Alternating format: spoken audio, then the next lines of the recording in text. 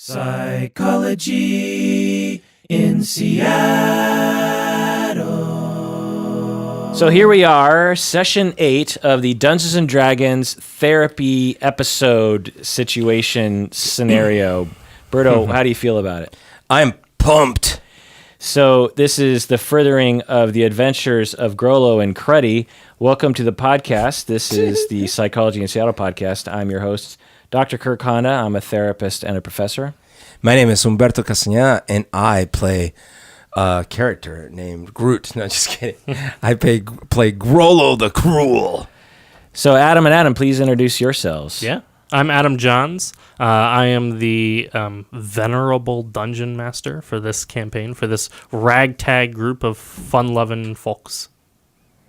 Fun-loving folks. Yeah, I'm also the executive director for Game to Grow, a nonprofit dedicated to using games of all kinds for therapeutic, educational, and community growth. My name is Adam Davis, also known as the Other Adam. I'm also the other executive director and the other founder of Game to Grow, and I'm playing a tiefling bard by the name of Shoosh.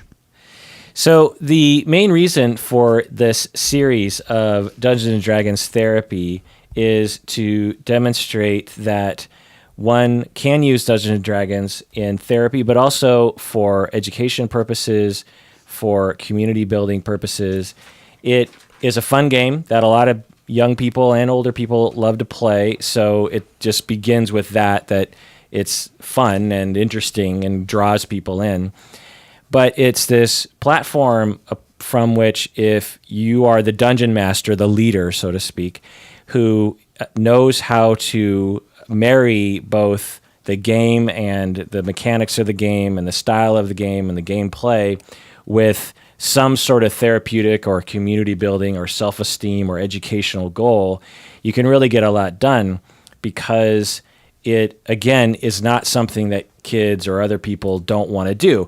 You know, when we try to teach social skills in schools, we will call in all the awkward boys into a room and say, let's talk about social skills. And then you have a PowerPoint and maybe you have a role play or something. You have a workbook.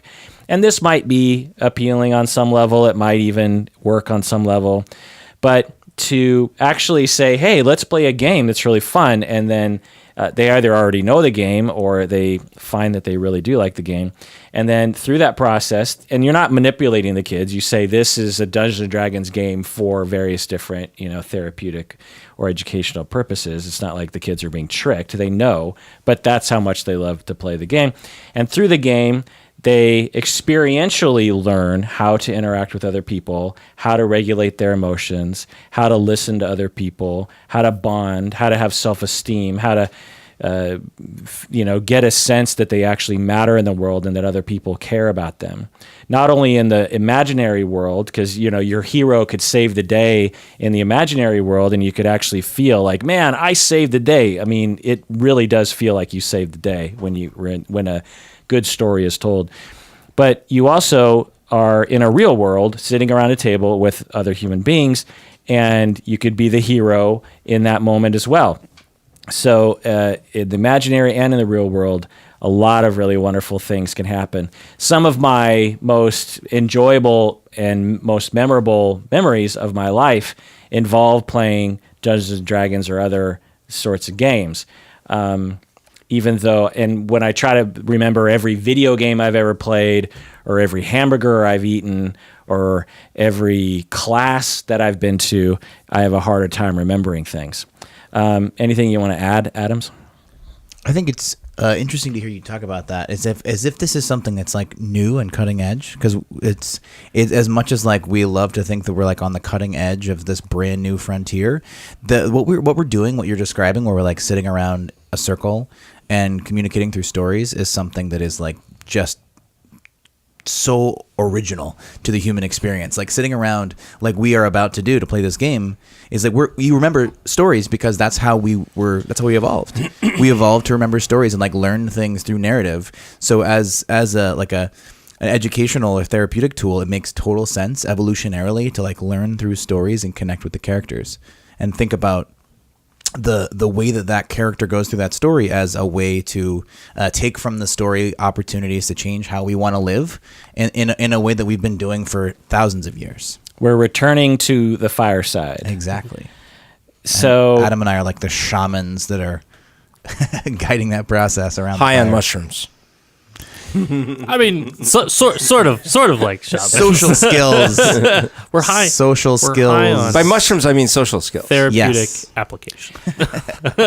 having said that, and I appreciate that, in my world of therapy and in the world of education, we come from a traditional space where there were things that you did traditionally. And in therapy, it's you sit in an office and there's a clinician and a client and you talk. And although that's a wonderful thing, that's all I do with my clients now because I work with adults and couples and that lends itself to that.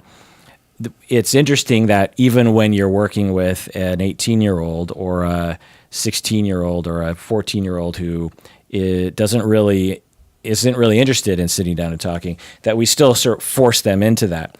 Or in an educational system, when for some people sitting in a chair is a wonderful way to learn, and for others, as we know, other ways of learning are more effective.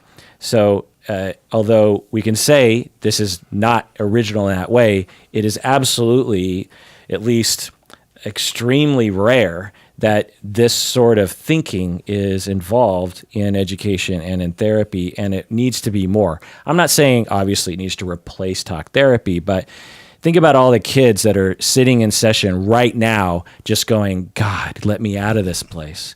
Or, okay, fine, we'll play Uno again, and a percentage of those kids would be just dying to go to therapy and benefit from it so much more if it was a game like Dungeons and Dragons, Yeah, a lot of our participants have actually been in therapy for a whole lot of their lives, or in like a social skills training program where they're sat down with a PowerPoint and taught, here's what social skills are, here's what you're supposed to do, here's how to make eye contact, and here's how to shake hands. And then they have no desire to actually do that. Or my favorite thing is that they learn how to do all these skills and then realize that nobody actually does things that way. Like that's the first thing that happens after the session is over is that the facilitator doesn't make eye contact. Like the people don't make eye contact like that in casual social life. So understanding things in context and having something that's like socially rewarding in a way that kids want to come back. That's one of the things that has been really fantastic to see in the groups. And we just opened our 7th group. So we're going to serve up to 56 kids a week. Wow. Using Dungeons and Dragons based interventions. And what we've seen so wonderfully, the reason why we can open up a 7th group is because of a waiting list, because kids want to come back again and again and again. All of a sudden, kids are excited to go to a social group, where a lot of these kids have been socially isolated their entire lives. They don't want to go to another social skills group, or they don't want to go to school. They don't want to go do those kinds of things. But all of a sudden now there's a social event, and they are excited to go be with their peers, which is pretty transformative. Yeah, so just a few plugs before we get into the game, which is my favorite part, is if you want to learn more, go to game2grow.org. Game to Gore. That sounds neat, too. Game2grow.org. That's our Halloween website. And you can just learn more. If you're interested in having a kid be in it and you're in the Pacific Northwest, then it's a wonderful place to go because you could get on that waiting list, and we have plans to actually expand it even more so. It's just a matter of finding the right facilitators and training them. And also, if you're interested, if you're a clinician and you're interested in this kind of work, you can get trained by Adam and Adam for a fee, perhaps, but it's all worth it, we think. And you go to game2grow.org for that.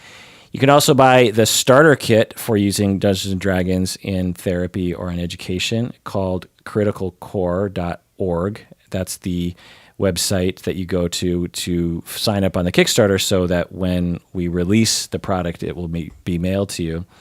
Also, if you're a clinician and you want to work or volunteer for Game to Grow, contact us through the website. Our long-term plan is to have lots of satellite offices around the world where people either work for us or they're franchised with us or they're certified Game to Grow therapy model practitioners, and we want this to be all out there. And it's not just Dungeons and Dragons. There are people who use Minecraft in therapy. We've had an episode on that with Johnny. And there are people who use just any kind of game that's fun for kids to play. Those are the different things. All right, so let's get into it. Adam Johns, our dungeon master. Perfect. Well, true to all of our D&D games, we always want to do a check-in question. So our check-in question today for all of you is sort of a lighter check-in question to keep the mood light, because today might get a little bit more serious, and so I want to start off a little bit lighter before we get into some more heavy, serious stuff. We'll see kind of the direction that you choose as players. But my check-in question for you is, what is a mundane object in your everyday life that you would like to upgrade? And then the same kind of question for your character. So this is really about something that you use on a regular basis. It's not so much breaking the laws of physics or adding something magical into your life. It's more, it'd be super nice if I could upgrade my doorbell to have a camera on it. I just haven't done that, or I haven't spent the money on it, and here's the value I would have in that. So part of what I'm really looking for in this checking question is also the why. That's the part that I'm most interested in. And when we get to your character, obviously you live in a magical world, so upgrading an item to in a magical way makes a lot of sense. But I'm not as interested again in you having like a world-destroying sword of doom, so that you can destroy all the opponents ahead of you, but more in smaller upgrades. What are the things that you think your character would appreciate as a small improvement to their life, or to the objects that they use in their life? Who wants to start us off? I'll start us off. I would like a new car stereo. Oh, Nice. Just would love a new car stereo. better sounding or something? Yeah, so my car was a rental car before I bought it, and I think they just put in the worst car stereo they possibly could have in there. And I've had that car since 2006, and it served me well. They had cars back then? Yeah. Well, I upgraded from a horse to this one. It was cutting edge. And I recently borrowed my wife's car, and it has an amazing car stereo, and I had forgotten, and hers was her grandmother's car, and her grandmother had another car stereo. And so I was like rolling around town with the windows down, because it's nice and shallow right now, and I was just loving listening to music with the windows down. It's really loud. And if you do that in my car, it sounds terrible. So Wow. I would love to have it. That sounds like a useful upgrade. It's just a mundane object. I just was thinking about that driving over here today. And Shush similarly loves music, and we just performed that concert. Yeah. And I think he would like his violin to be upgraded, so that when he hits that really high note, like the crescendo, it will just like shoot out a blast of wind to like make everybody's hair blast back. Yeah. Well, give a tactile sensation to go along with the a 4-dimensional. What is that? musical Remember in Disney they had like the 4D or 5D experience or something? I think that's like a thing they're still doing. Yeah, well now they have it in theaters and stuff. Yeah, but yeah. At first they came out as it was like a Michael Jackson one? thing. Yeah. Then it became an Alien Encounter thing. Oh yeah. Yeah. Do you remember that? It was like a commercial for some stereo or television set where the person's sitting in the chair and then the wind is coming out? Dolby, wasn't it? I think it was probably Dolby. Max. No, it's, Or it could have been Kenmore. I don't oh, but maybe. Or You guys are no, it's familiar TDX. You're familiar with the thing that I'm talking about, though. No. I want all the TDK. audience members to, TDK. like, I'm pretty okay. I'm almost positive it was TDK cassettes, Okay. but I could be wrong. The audience listening to this, you can totally look this up right now. I'm gonna and look it then up. I'm gonna look it up. Send us corrections that we will hear about later. We'll update it errata in the next. Where he's like sitting there and then he's like this. Yeah. And then Yeah, that's what I want. Hair The back. high note, Oh, Maxell tape. Maxell. Okay. yeah, the high note on his violin will do the Maxell tape effect. Yeah. Nice. Berto, what about you? Okay, my everyday object I would like to upgrade is I recently cracked my phone screen, my iPhone 10's phone screen, which is really sad. And I want to upgrade it to a screen that's not cracked. But in the process, I want a phone that, I know this is going to sound insane to you guys, but I wish there was a way to plug in headphones while I charge it at the same time. Oh, while you charge Like a it. separate Yeah, I know port. it's crazy, like a port for headphones. Who would put that on a phone? But you know, these people in Cupertino must know better than the average Why don't you consumer. use Bluetooth headphones? I did for a bit, and then I got this thing where my balance got off. Like And I have no idea if it was related, but then I did some research, and there's like inconclusive data about the effect of inner ear Bluetooth waves on your little sensitive nerve endings there. So I don't know. Yeah. I don't know why not, other than I'm not, and so They don't have splitter USB things. they Well, have so dongles for they that. have wireless chargers. I can put the phone on a little wireless charger. Yeah. And then I can plug my headphones in, right? Yeah. Which is fine, but then I can't move that thing around the house easily. I just want to grab my little charger, and I think they have a thing that it plugs the lightning cable in, then it has. that's great. I need to get a splitter then. I need to upgrade my phone to have not a cracked window or screen, and a splitter for being able to listen and charge at the same time. What does Grollo want? Grollo recently realized that he would really be happier if his mall didn't go flying off randomly every now and then. And then since he had some maybe unscripted success in launching his mall at someone's skull, he imagines this sort of what he calls a bungee contraption where he could attach the handle of the mall to like this kind of rope or substance that could be stretchy, such that if he accidentally or on purpose lets go of his maul, the thing would return back to him, Thor style. I like this idea a tremendous amount, actually. And of course, I'm sure nothing could go wrong. Right. I just said you just added more things that could go wrong. I would, for me, I had something in my mind in my real life. What did I want? I saw it, I think, in my field of vision. A better podcasting partner. No. You want to upgrade Berta to a robot. I can't remember what it was. Oh, man. Pencils that have lead? Maybe a better pan. I feel like my cooking pan is a little beaten up. That can't be it, though. You know what?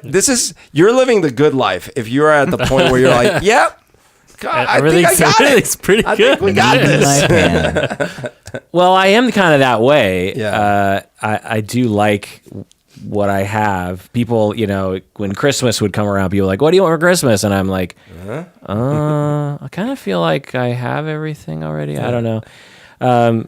You're just so appreciative of what you Right. already. I mean, of what you already have. don't you have a bigger monitor than me? I do, yes. So maybe a bigger monitor, even though this is gigantic. Yeah. But I do know they get bigger. There you go. So upgrade your monitor. Okay.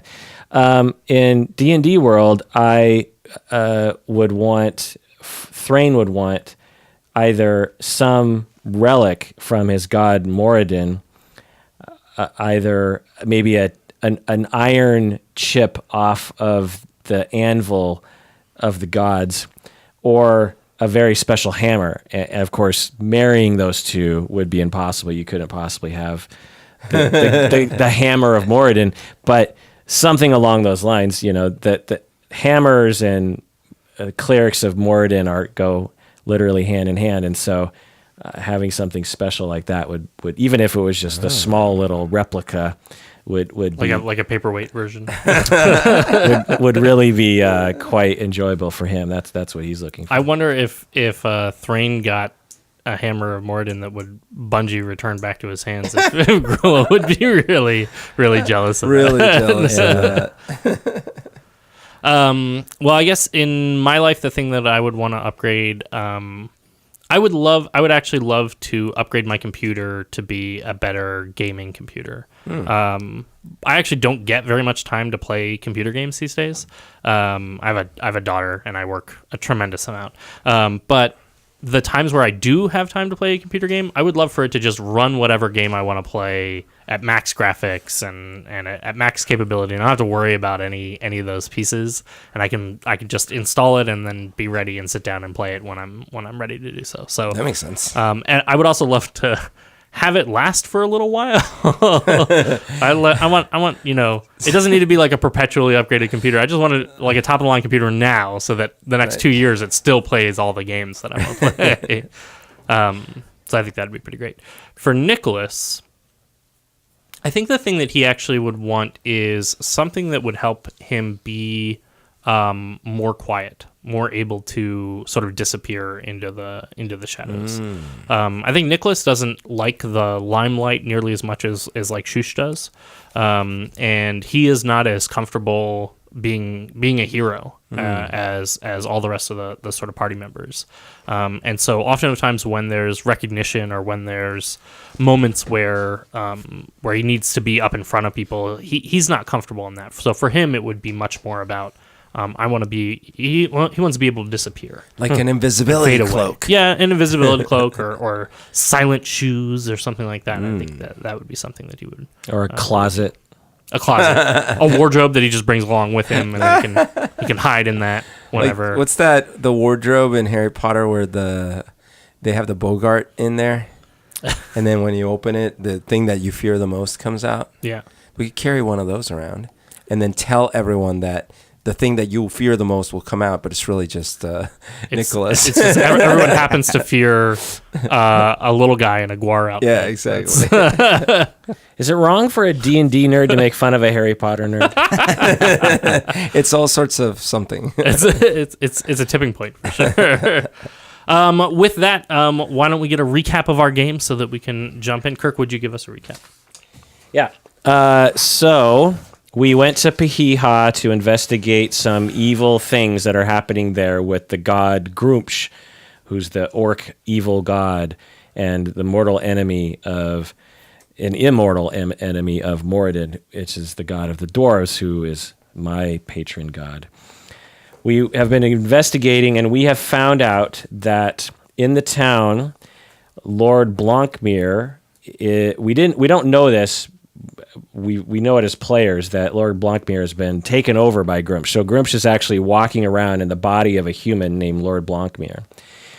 But we do know that he has been influencing the entire town to start worshiping this odd version of Grumpsh, which is this nicer version of Grumpsh. Mm-hmm. And the entire town has accepted Grumpsh as their unifying lord. And is it like Grumpsh Light, or is it New Grumpsh? Yeah, like New Jesus, like in the what's his face movie, Silent Bob. Oh yeah, Buddy Christ. Buddy Christ with his fingers out. Hey, you. Hey. Yeah, Buddy Grumpsh. Yeah, it's exactly that. And so, meanwhile, behind the scenes, the real Grumpshites are trying to bring Grumpsh back by using all these evil rituals that involve killing innocent people. And so we know that they're trying to bring Grumpsh back, and that would be a terrible thing, because if Grumpsh were to be, actually enter our world, lots of people would die. And so we came upon one of the rituals, and we saved Umberto's crush. Who's Umberto? Grollo. I get you two mixed up. You're so similar. Grollo's crush, Cruddy, and saved her. And Grollo spent the night with her. We faded to black. They were cooking lee pies. And then, quote unquote, cooking lee pies. And then I prayed to my god with one of my spells, and my god gave me a vision of the marshes outside of town as somewhere that we need to go. And also far, far away in a mountain somewhere, I saw a vision of a hammer, I believe. And so we are about to head off into the marshes, because that's where the trail of clues is leading us to perhaps uncover the heart of the Grumpsh conspiracy. I think that's exactly right. Marshes. Yeah, the marshes are so popular over the Jans. Jan. Yeah. So you guys are, I guess, packing up. You spend the night. The Shush and Nicholas and Thrain, all three of you spend the night with the Montel Williams. with the guy that you found. Whose name I'm currently. Is this the cat guy? Yeah. Yeah. Cat guy. Kitty guy. That's right. I wrote down his name and then I. Can you name an NPC? Pentel. Can you name an NPC Justin? Why do you need an NPC named Justin? Well, we just have a fan of the D&D podcast. Oh, yes. Oh, Yeah. okay. And Yeah. Justin the he's approached me at Antioch, and so And he says Oh, it's an that's NPC. great. Did he make a request? no, but That's that'd even be better. fun. 'cause That'd be then fun. I can do whatever. So what's the name of our cat person again? Pentel. Pentel. Yeah. Like Pentel and Gellinter? I guess so. It's more like a portmanteau of Penn and Teller. Okay. So Pentel has been very gracious to have the three of you stay with him. He's not a great host, but he is at least appreciative of you being there, and he's been happy to give you space to sleep on his one bed in his guest room covered in cat hair. So the three of you spend the night there. Grollo, you spend the night somewhere else. Mm-hmm. In the morning, when you wake up and you are headed off on this mission, do the three of you go to Cruddy's? You know where Cruddy lives because you saw the address. Do the three of you go to Cruddy's I'm assuming we would have place to pick up Grollo? Yeah. a plan about this. Yeah, because you have no idea what time I might or might not show up. That's totally true. And for all you know, I was forced to sleep out on the street. You don't know what's going on. So checking in on Grollo's. well, wasn't Shoosh listening and cacaing on that's true. outside? I think That's- I think we were both listening You- at the window. And Cyrano de Borgiac. making- We saw it fade to black. Okay. Or we heard. That's- Ooh. Then we were So pretty- there's a little bit of trauma. You can't that- see everything from the window. We're going to have to deal with traumatized I was party members. playing romantic music Okay. on my violin. Very nice. Yeah, those La Vie en Rose It was, in the courtyard. Yeah. Either way, so you know Endless that love, you know that's that what he's there, but you never really made a plan to meet up. So I guess I'm just curious how you guys end up. Yeah, because I don't know Meeting about back your up dream again, and that's- stuff, so I don't You know don't what know the where plan is. Pentel's house is. I don't know. Yeah, Yeah. so we probably would go to you. So we go to him. Okay. Do you knock on the front door? Of Yes. we make lots of noise as we're walking up, so that like, they know You'd be really far away. well aware. I guess we're going to see if Grollo's ready. So I'm gonna leave this up to you, Berto, for you to decide how does the door get answered. Oh, the door gets answered almost immediately by a very tall half orc in a apron. Only. And, well, it's an apron, and it's kind of hard to tell. I mean, Grollo doesn't what wear a lot of clothes else anyway. Rollo is wearing other than the apron. So that's his. So Oh, the yeah, door Wait, opens. is it an assless apron? See, you can't tell from your vantage point. How many aprons do you have that cover your ass as an apron That's design? exactly right. All right, so Wearing them you make noise, and the door opens. Hey guys, how's it going? Wonderful day to be alive. Oh, I love the morning. This is so great. How was your night? It was fine. Smelled a little bit like cat hair. Come in, have breakfast. I'm cooking a fresh batch of Lee pies. You turn around and then we And I see turn whether- around and see walk whether in. your apron is completely covering you or not. Cruddy is actually dressed. It But turns out I am wearing little Grollo somethings, flaps. somethings, yeah, in addition to the apron, but it's still, it's still hot out there. I'll say. It is warm in the apartment. They've Kind of actually- looks cold from my perspective. You say my ass looks tight? What? They actually cooked several Lee pies. It actually looks like they prepped for the two of you and Nicholas to all come in the morning, Right. or at least Cruddy had some idea that you might be showing up. And so there are several Lee pies that are all set out and ready to go. And Cruddy is actually taking a couple of like tiny Lee pies and wrapping them up in bundles. And she turns to the two of you and Nicholas and says, Grollo tells me that you're headed off. Yes, we are going into the wilderness to try to find those who have been conspiring to do the rituals that almost took your life, ma'am. Well, why are we going into the wilderness, though? Because we saw in the description ritual that the marshes are involved, and also Moradin on high has shown me the way. Just as a reminder from the game master, you guys also got a logbook and a letter. And the letter described that they needed to deliver the logbook to the marshes in order to demonstrate how many sacrifices had been made. Right. And so you have some idea of sort of where you're going in the marshes, as well as a name to follow, which was I'm in the wrong spot. Zog. Zog the Rotten was the guy you killed. Oh. But General Kumag Bloodcrusher is the name that you are following into the marshes. Blood crusher. I'll also say the logbook, I don't think I specified this before, but the logbook that you have also has a map. But unfortunately, there's no real names on the map. It's just a hand-drawn map inside of the logbook. So it gives you some sort of landmarks within the marshes that you can follow, so you have a vague idea of at least where to go. You're not just wandering into marshes blindly. But it's just a light lead or a thin lead, I guess. Okay. So that's where we are going, Cruddy.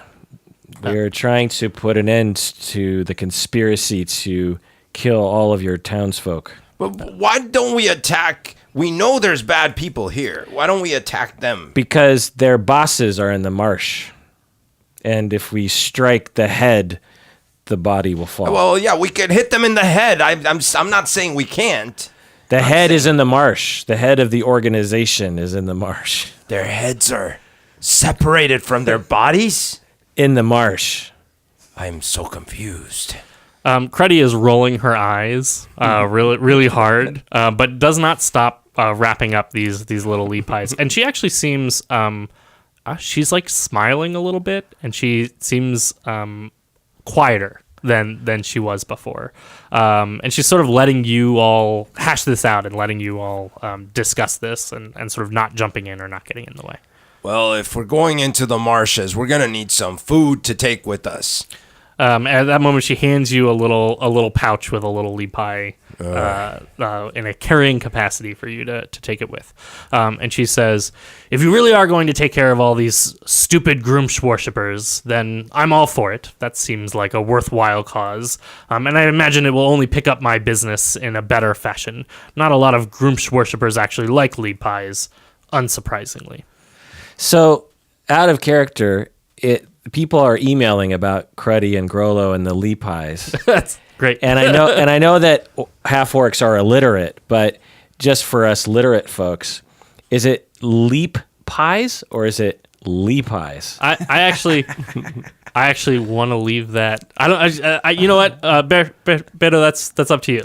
Well, I told you. Yes, I know the answer to this because I actually asked this. I mean, who after one of the first, sessions. even if you could ask him, what would you trust of what he could say about it? Maybe Cruddy would know. Is it but 2 words? I don't know, man. Okay. How do we even know? Because people email and some are like LEE and then space pies. Some people are spelling it leap, like I leapt over, leap pies. Right. Well, I mean, we should keep in mind that this isn't even like the original word. It's like the pronounced version of something. Yeah. And so, so it's up for interpretation. I like that a lot. Maybe someday in the future, we do have a defined idea for that. Someday in the future, I'll answer that question. I'll leave that as a fun mystery. Meanwhile, it's spelled like LYEIGH. In fact, Umberto, I'm positive it's something along those lines. We'll see. With some umlauts. I just want a recipe. Yes. That's I don't want. care We're gonna how have it's to spelled. get. That's what the fans should really be focused on. is make us a recipe for Levi. I should say ahead of time, I apologize. These might not be as spicy as you may like them normally because we were running low on spice. We used them all up last night. That's right. We were hungry. All right. Making leap pies. Mid management awaits. I also just as a point of clarification, because it may come up later in our game, half orcs and orcs are not illiterate. It is barbarians that are illiterate. Barbarians are You're right. a sort of job more than anything else. Right. And so it's worthwhile. Grollo is illiterate because he's a barbarian, but Cruddy is not illiterate. She can totally read and write and That's right. I forgot. and So does so someone often. could ask her maybe how. Yes. She probably and in fact Orcish and stuff are written languages. You can write them and read in them. Yeah. All right. Middle management awaits in the marsh. With that, I guess Grollo finishes getting dressed, and then all of you make your way out the door, and Cruddy leaves you with these things, and then Grollo, she gives you something on your way out, and she says, "I know you might not be able to return, but you should return, and when you do, you will bring this back to me." Are you concerned that the path will be blocked? No, I'm concerned that you will die doing something dumb. I have never died before. I don't intend to start now. She pauses a long moment and goes, "That actually makes a lot of sense." But she hands you the book. She hands you the book that she had read from before, from Lorleth. And she says, "I know you cannot read this, but take it and be comforted. It will be like an amulet. It will give me power. Keep it in your bag, not around your neck." Okay. Thank you, And Freddy. and she kind of catches a side eye at Shush and Nicholas and Thrain, and as best you can tell, blushes a little, and then gives Grollo a kiss on the cheek, Thank you, Crowley. and then slams the door in his face. Caca, caca. Well, you guys won't believe how great of a night I had last night. Let's just keep it to that. All right, let's go. No, I mean, I learned about stories I didn't know, and I kind of know how to read now. Oh, well, that's fantastic. It's not what I was expecting you were up to. Yeah. I mean, I'm not saying I'm good at reading every word or how do you call the things in between words, but Spaces. or the other things. But anyways, I've started my path to reading. It's great. All right. Well, congratulations. Proud bro. of you. Yeah. Soon you'll be a wizard. Oh, really? Yeah. Whoa. Can I start trying magic? Once you study it. Yeah, that's how it works. It doesn't do anything. You're on your way. So I don't know if you guys remember, but all of you are officially pronounced dead by the city of Piha. So KIA. this isn't actually a problem for leaving the city, as nobody really checks your identity as you leave the city. This is more a problem for coming back in. Yeah, didn't we have those truth machines we had to go through on the way in? Yes, and you all had to get identification cards, and you had to sort of go through a whole process. And now that you're all pronounced dead, that might be a different process, and that might be a little bit more challenging. But you can maybe deal with that on the back end. For the time being, you're able to leave out of the front gate as you are headed northeast into the marshes. The marshes are a couple of days away. They are a full day travel, and then a couple of days into the marshes to travel in order to get to where you're going to. Does anybody recognize us as we're leaving town from our amazing Are you concert? still wearing your? Yes. I am. If you're still wearing your ponchos, I think that's all I had on me at Cruddy's, so I needed to put that on. you only get stopped. It's a really big city, and that was the last night of the festival. And so they're tearing down all the things, and there's not the big crowds kind of in the center square anymore or anything like that. But you do get stopped once on your way out as you're still wearing these ponchos by somebody who is just such a big fan, and they are wearing a shirt that they have clearly colored to look like the colors of your poncho. And they look really sheepish, and they come up to you and they go, Oh my God! Are you Moradin? Oh, no. Yes, we are. Can Yes. I have your autographs? Yes, you may. Oh my gosh. What are all your names? You guys actually never gave your names when I'm you Paul. did. Paul. Oh, wonderful. And Wait, and what? I What? guess that makes me John. this person's like shaking. This is Ringo. Wait, what is going on here? Paul and Ringo, wonderful. No, they're lying to you. What? They're lying to me. I'm being lied to by the Moradins. It's not the Moradins, it's Moradin, but it's fine. I'll sign it for you. Here, I am learning how to write. Hand me this. Stab. Oh, sorry. It's like a signatures book. So you just stab through several pages. I just made a couple holes, unfortunately. The person seems ecstatic. Totally happy to get your signatures. And Nicholas signs as well and says like, oh, I don't know that I've ever... Oh man, I lost Nicholas's accent. He says he's never had to do that before, and he seems really uncomfortable in his very distinctive voice. in his very His very distinctive, distinctive voice. semi-Boston accent. Shush is loving this moment. Yeah. And before we go and wander off into the wilderness and kill things, just taking a moment in the city, being loved and adored by the fans. The single fan. Single fan. It's really valuable to Shush. The fan does ask you when you are performing again. To be announced. Keep your ear to the rumors because Yeah, we have to go to the marshes first. Join our mailing list. There's a performance in the marshes? No. That is hardcore. we're going there to connect with our inspiration, and when we return, then there will be a triumphant concert. You just your wait. Face off. I'll write about it to all my newsletter fans. Perfect. Please do. You do that. And the person runs off. You never got a name. They were youngish and a halfling. That's all you have to go on. But clearly a fan of yours. Are you guys really changing your names? No. Sometimes we have to lie, Grollo, in order to protect ourselves. I remember, but Shush didn't give me the signal. Pulling on his yellow. I will remember next time. Sorry. As you start heading out of the city, because you're heading out of the main gates of the city, you get a chance to see the city from another side.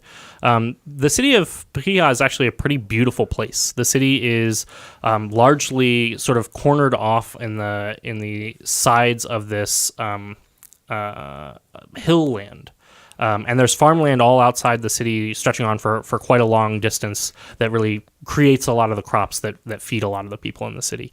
But as you head out of the main gates, you get a chance to see the sort of amazing structure that is the main walls of this city. The city of Pahia was once a defended place that stood for a long, long time against a lot of onslaught. And although it's backed up against the water, it was well known for a very long time for being a really powerful navy and being a really powerful force for a very dangerous place that it was hundreds of years ago. Now those walls are more decorative, but they are still sort of amazingly built, and they're still standing to this day.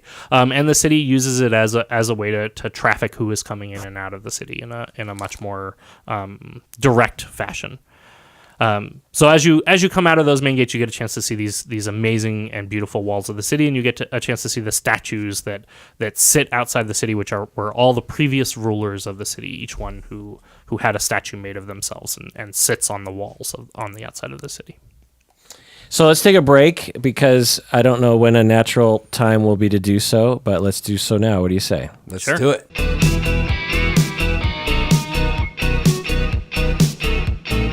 All right, we're back from the break. If you haven't become a patron of the podcast yet, do so now. Go to patreon.com. That's how we know you like the podcast. Also, remember, go to gametogrow.org if you want to learn more about Game to Grow. All right, where were we? We were leaving the town. And headed to the marshlands. Everybody go ahead and roll me a history check about the marshlands. And I think we had revealed some of this information last time, but I want to make sure we're all... 15. Oh, awesome. 8. 18. So what I'll say is the three of you and Nicholas have never traveled into the marshlands. Part of that is for a really strong reason.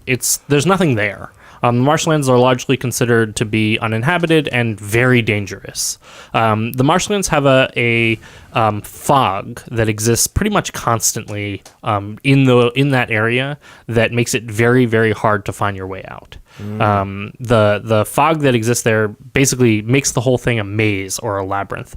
And because it's marshes, it's generally hard to traverse anyway. Plus, the marshlands are sort of this one central area, and they've built a bunch of roads that go all around the marshlands that are much, much easier to traverse. So there's not a lot of reasons to go into the marshland other than to get lost or seek danger, which sometimes people do, and then they often don't return from the marshlands because there are lots of dangerous things that live there. Do they have ROUSs? Rodents of unusual size? I don't think they exist. Okay.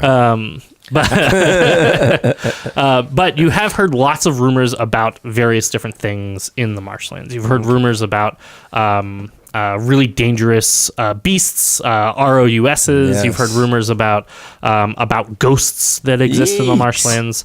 And it's a worthwhile place to stay on your toes for the most part. However, you're going to have to travel a couple of days into the marshlands to get to some of the based on the map that you're reading, in order to actually get to the rendezvous point. And it takes you about a day to get there. So the day before you travel into the marshlands, you can camp just outside the marshlands, sort of watching that area. And at this point, it's just sort of off the road and a general foresty area that you are in before you enter into the marshes. Do you guys do anything? You don't have to, but do you do anything for that night as you camp before you go into the marshes? Well, we have a watch, of course. We've been around the block enough to know that we have to Stay vigilant. Do you have a standard watch that you do together at this point, or is it No. a? We've you sort of never rotate had around? to with the four of us, for sure. Shush. How about you and I stay up first? I want to hear some music. You want to? I don't think we should be performing music if we're trying to avoid being attacked by monsters. Oh. Okay, how about you whisper some music? I could do that. Okay. Great, and then we'll take second, me and Nicholas. That sounds good to me. You guys take watches. Everybody roll for your watches. Perception checks, if you would. Jesus, Birdo. 17. Nice. Perception. It's 10 for Shush. 15. 15 for Gordel. 15, 10. I guess I'll roll for Nicholas. All right. For the most part, your watches are all uneventful. But it is a nice moment that all of you have that is a peaceful night. Something you've not really had a lot of since the tavern. right, basically since the tavern. And I think you had a couple of peaceful nights maybe on the boat on the way over, and then it's been a lot of hardship all through Piha and all through that whole experience. You guys died, at least on the record books, for Piha, and you had to face somebody trying to kill you around every turn and getting framed and then battling against cults, and so this is just a sort of odd counterpoint to that as you camp for the night in a place where there's no other people, and it's just the four of you sort of sitting in the wilderness and listening to the sounds of wilderness around you, as you drift off to sleep on your various shifts. The next day, you start traveling into the marshes, and the very first thing that becomes apparent to you is that you don't like traveling through marshes. Everybody, roll me Constitution saving throws. 22. Wait, what is it that I had? Oh, plus, yeah. Okay, 12. 3. Okay. Thrain, you're perfectly fine. The hard part about the marshes is that you're traveling through like sticky, muddy, wet areas, and there's not really good paths through anything. So oftentimes you have to get like knee deep or even sometimes waist deep, which for Thrain is waist deep, sometimes chest deep, into these marshlands. But I'm imagining, Thrain, you're just sort of powering through, maybe powered by your god or maybe powered by your dwarven resilience. But either way, you're powering through this just fine. But the marshes smell terrible, and they're wet and gross, and it's an awful experience. Shush, you are having a very, very hard time, as is Nicholas. I'm in the swamps of sadness right now. Yeah, it is. It is like really not a good experience. It's like a combination of the Swamps of Sadness and the what is this, the stinking bog from Labyrinth. It's a little bit of that. Grollo, you're also actually not having a great time going through this, and Shush, you and Nicholas throw up several times over the course of this kind of hike through the swamps, mostly from the smell, but also just the grossness of the experience. Do we still have leapies? You do. Can I get because you said it was wrapped in a cloth, right? Yeah. Can I make it like a face mask? Yeah, put it over your face Breathe and through a leapi? leapies. Yeah. Yeah, maybe after the first time you throw up, you just kind of strap that around your face to help counteract some of the marsh smells. Provides a really good filter. Yeah. The leapi does. Yeah. Yeah, dead goat is a wonderful filter. They're well cooked. Come on. And lots of spices. Earthy, So many spices. dirt flavor. Your eyes are watering for an entirely different reason now as you're going through the swamp. Either way, it takes you a day and you don't feel like you're making great progress, but you do feel like you're very much getting lost. The map that you have is guiding you, and it does have some like clear guiding points. There are some areas where it designates like here's sort of a lakey marsh. And you use a lot of those things on the map to help guide you. So you know you're headed in the right direction, but frankly, like you couldn't tell which way was north. You couldn't tell which way was back the way that you came. There's no markers. Your footprints don't stay because everything is just gross mud. And so as you travel further and further in, you just get a sense for just how easy it would be to never be able to find your way out of this place. Ugh. Should I Moradin will guide us. I'm trudging along, just going. Moradin is giving us the direction. Drain, listen to me. Should I be marking some of these like trees somehow? So we can. If you have to go to the bathroom, go for it. No one's gonna. Oh, I mean, like, so we can get our way back. If you want to. All right. So, can I make some markings on the trees? Like. Yeah. It is. You have to make some pretty heavy markings. I would just break a branch off or something. Has anybody else been marking the trees? Like with any sort of like I would imagine we're not the first ones to think of this idea. Yeah, everybody give me a survival check actually to see how well you can notice that. Natural 20. Nice. This die is rolling well. 12. 19. So all right. So 22. Yeah, you guys have noticed there are some broken branches. There are some marks. They don't look like, with a natural 20, Thrain, you can tell these don't look like they were purposeful broken branches, like somebody broke it off to mark a path. They look like they're broken branches because somebody was trudging through the swamp. So they're not helpful for you as guidance, but you can mark your own stuff to do that. But someone was going through here. Someone was going through the swamp, and actually, given the number of broken branches and sort of signs that people had gone through, you suspect a lot of people have come through the swamp. I have an idea. I'm gonna tear pieces off my, band outfit. No. But it's bright. But what if we're going back for another show? But it's It'll bright. look more badass if it's sort of tattered. Oh, And I'm gonna tie them, up high where I can see them. I'll tan mine a little bit too. So we Thrain start said because so. these are like bright red or something. Oh yeah, right? they're super bright. So we They're start bright like colored. tying little pieces here and there. Perfect. It actually does help. You're able to track just a little bit better your way in. You only did it part way, but now you can tell at least the direction that you've come from. Now I have little holes randomly on my. Yeah, I imagine you poncho. didn't like tear up from the bottom in a systematic way. I'm It was just tearing wherever. Like moths got to it. That'll make it look more rugged. Yeah. That way. You travel the whole day. And eventually it's starting to get dark. The light from the marsh there's still a light and a dark, even though it's mostly kind of hazy dark most of the day. But you can tell the sun is going down because you're losing light.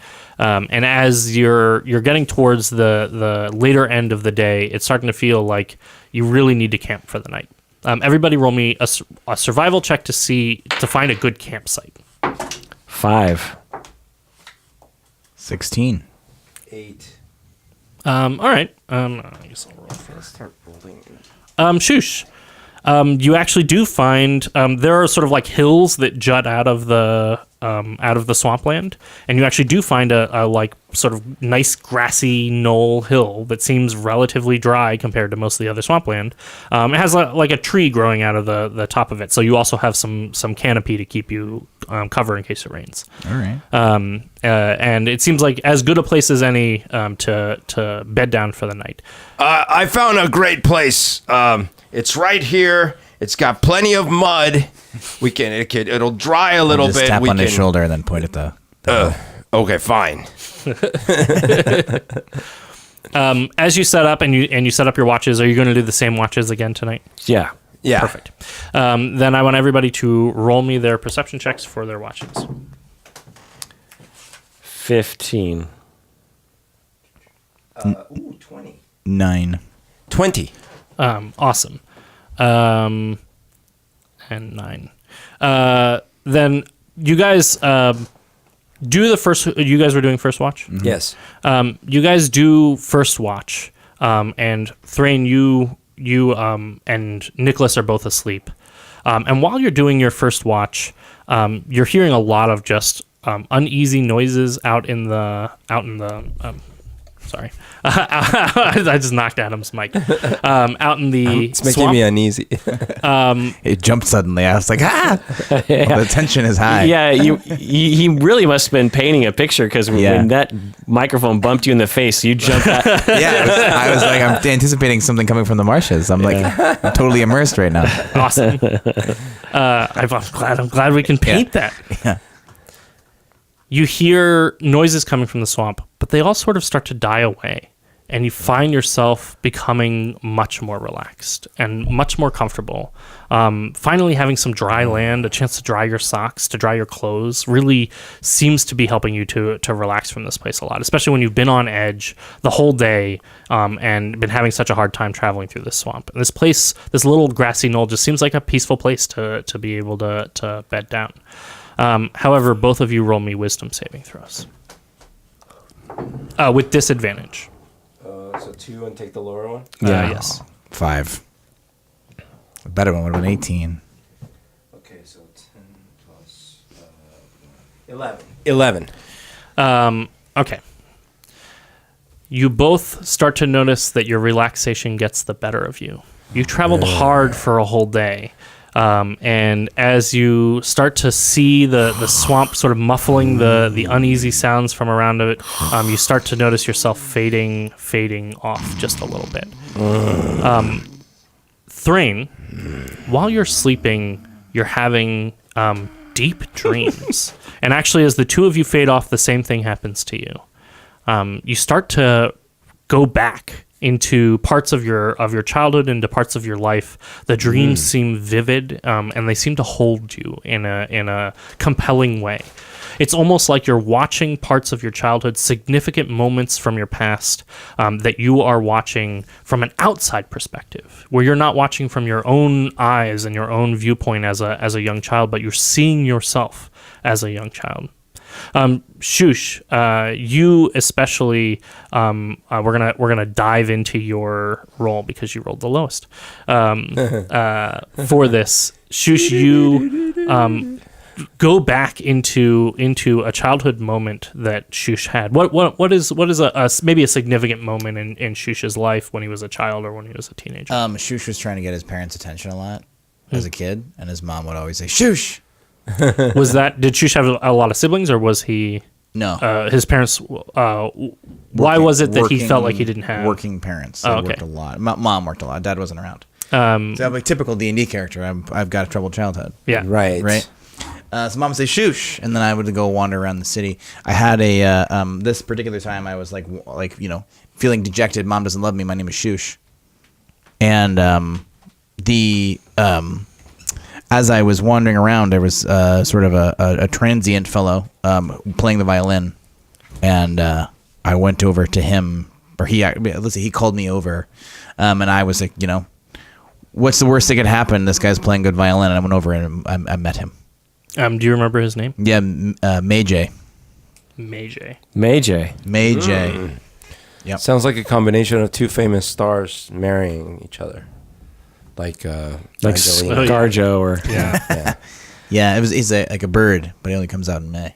The Meijay. The Meijay. How well does Shush remember the songs that Meijay played on the violin? He played nothing but sad songs, and that was where Shush felt like this was the thing that the Shush needed, was to figure out how to take whatever his experience was and translate it into some sort of musical experience. Shush, is you're sort of watching younger self from a third person perspective. You're watching your younger you and seeing yourself from outside of yourself, listening to Meijay and listening to the sad songs, except something seems off. The songs that Meijay is playing don't seem like the sad songs you remember. Instead, it almost sounds like there's a song coming from somewhere else. Like Meijay puts the bow to the violin and starts to play, but no music comes out, and instead you hear music from somewhere else, something playing somewhere else that is coming from you're hearing from somewhere, and it's tugging at your subconscious. It's tugging at your mind. Like, it doesn't sound quite right. It sounds peaceful rather than sad. And the peacefulness stands out. That's not how you remember the emotion of this experience. You remember being sad, not at peace. Grollo, what memory do you drift into? Okay. I see a cave. Do you want me to do this? No, because I'm just narrating the third person. Essentially, like you're watching your Grollo. So Grollo young sees Grollo a doing cave. this. Yeah. And standing in front of a cave is young Grollo with a couple of young Grollo's friends. And this is the cave they would often venture into to see how brave they could be and how far in they could go in the cave. But this time, and Grollo was usually the one that would go the furthest, the deepest. But this time, as he's in there, a huge bear rears up, and he runs out, and he's terrorized, and he can't speak. He can't say anything for a couple weeks. Like, he's kind of shocked into silence. And then one night, maybe 2 or 3 weeks later, he's got this feverish dream. And in the feverish dream, this is a little inception here, he sees a pebble against the dark sky. And the pebble is like in the middle of nowhere in the sky. And the pebble starts rolling and rolling down some sort of celestial hill. And the pebble gets bigger and bigger and bigger, and it gains more mass. And it gets so big that it catches fire. And this fire overtakes the whole world. And it becomes like one of those huge flamey things he sees up in the sky. And the next day, he went into the cave and he killed the bear. So this is a real life experience that Grollo went through? Yeah, it sounds like it. It's a memory. It's a memory that you had. Yeah. Oh, okay. Now, how much of it is exactly right? I don't know. Oh, I see. As is true for halfway through, I was like, it memories as a sounds like a kid. dream, but it's a memory that you have. He's having a dream right now about a memory that he had, including a dream he had at the time. And this is when he was young, so, There's probably a cave, and there probably was some truth to this. Yeah. And Grollo as a half orc might have been strong enough to kill a bear. Right. That is totally a possibility.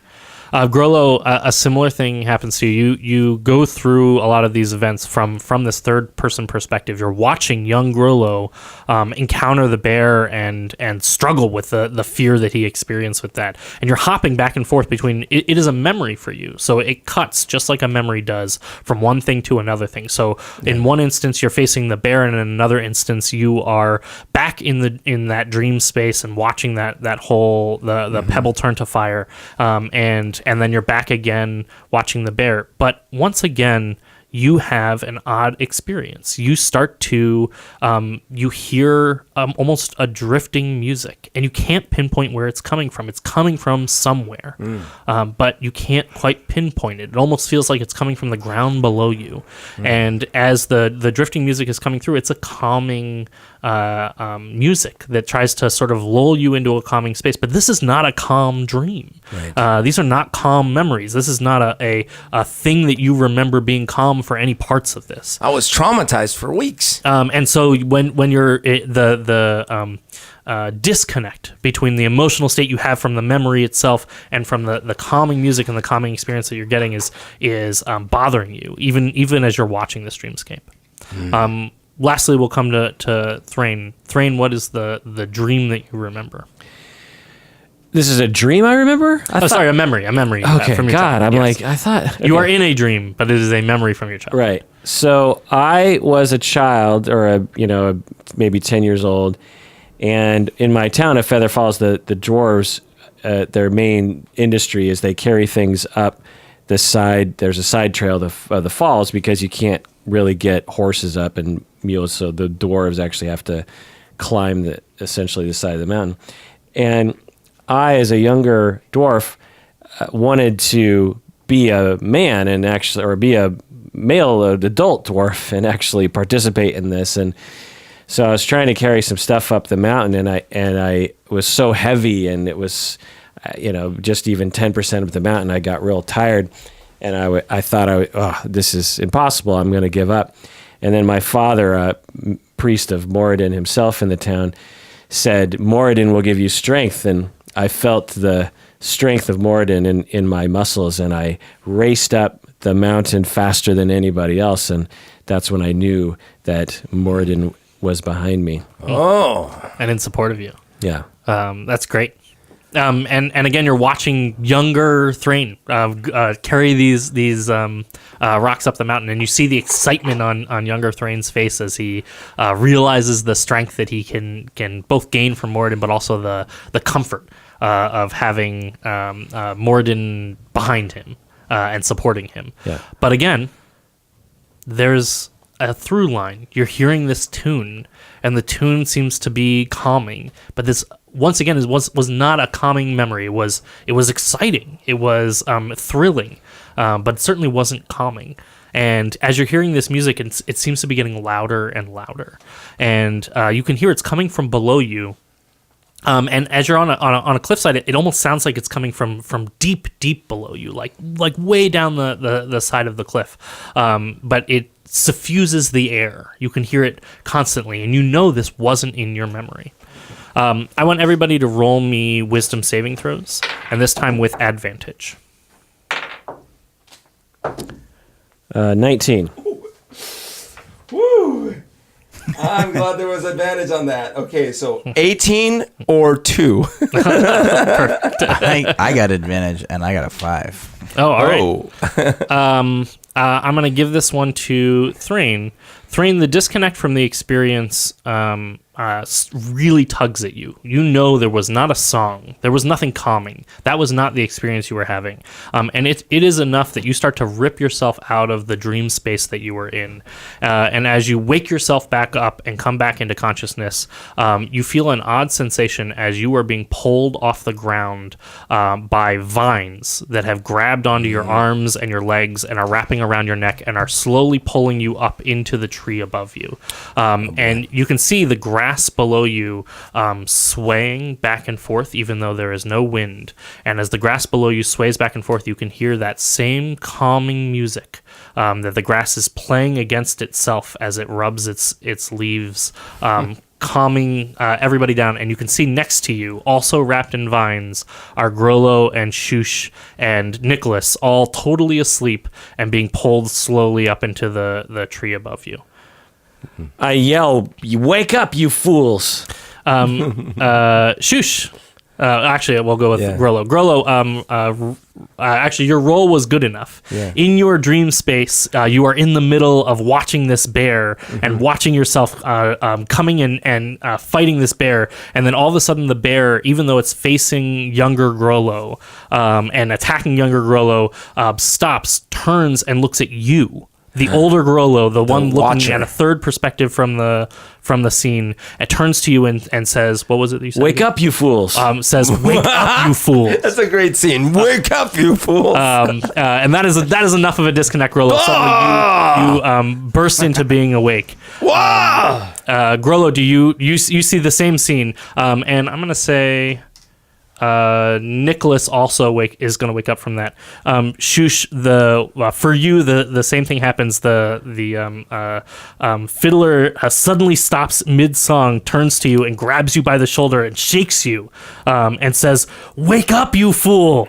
In Thrain's voice? Yes. Oh, okay. That sort of echoes through your consciousness, and suddenly you wake up. All of you are being held. Some of your weapons are laying on the ground below you, and you're all being sort of pulled up by these vines as you come back into consciousness. gosh.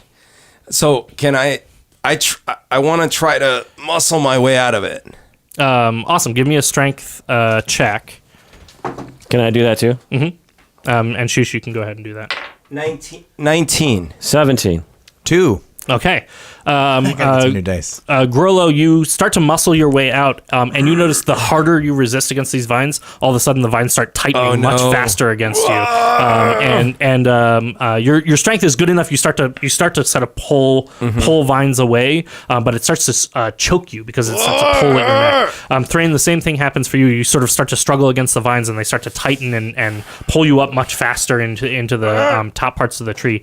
Thrain, you notice as you're starting to be pulled up into the branches of the trees, that the dark canopy above you was not dark from leaves, but it was dark from bodies.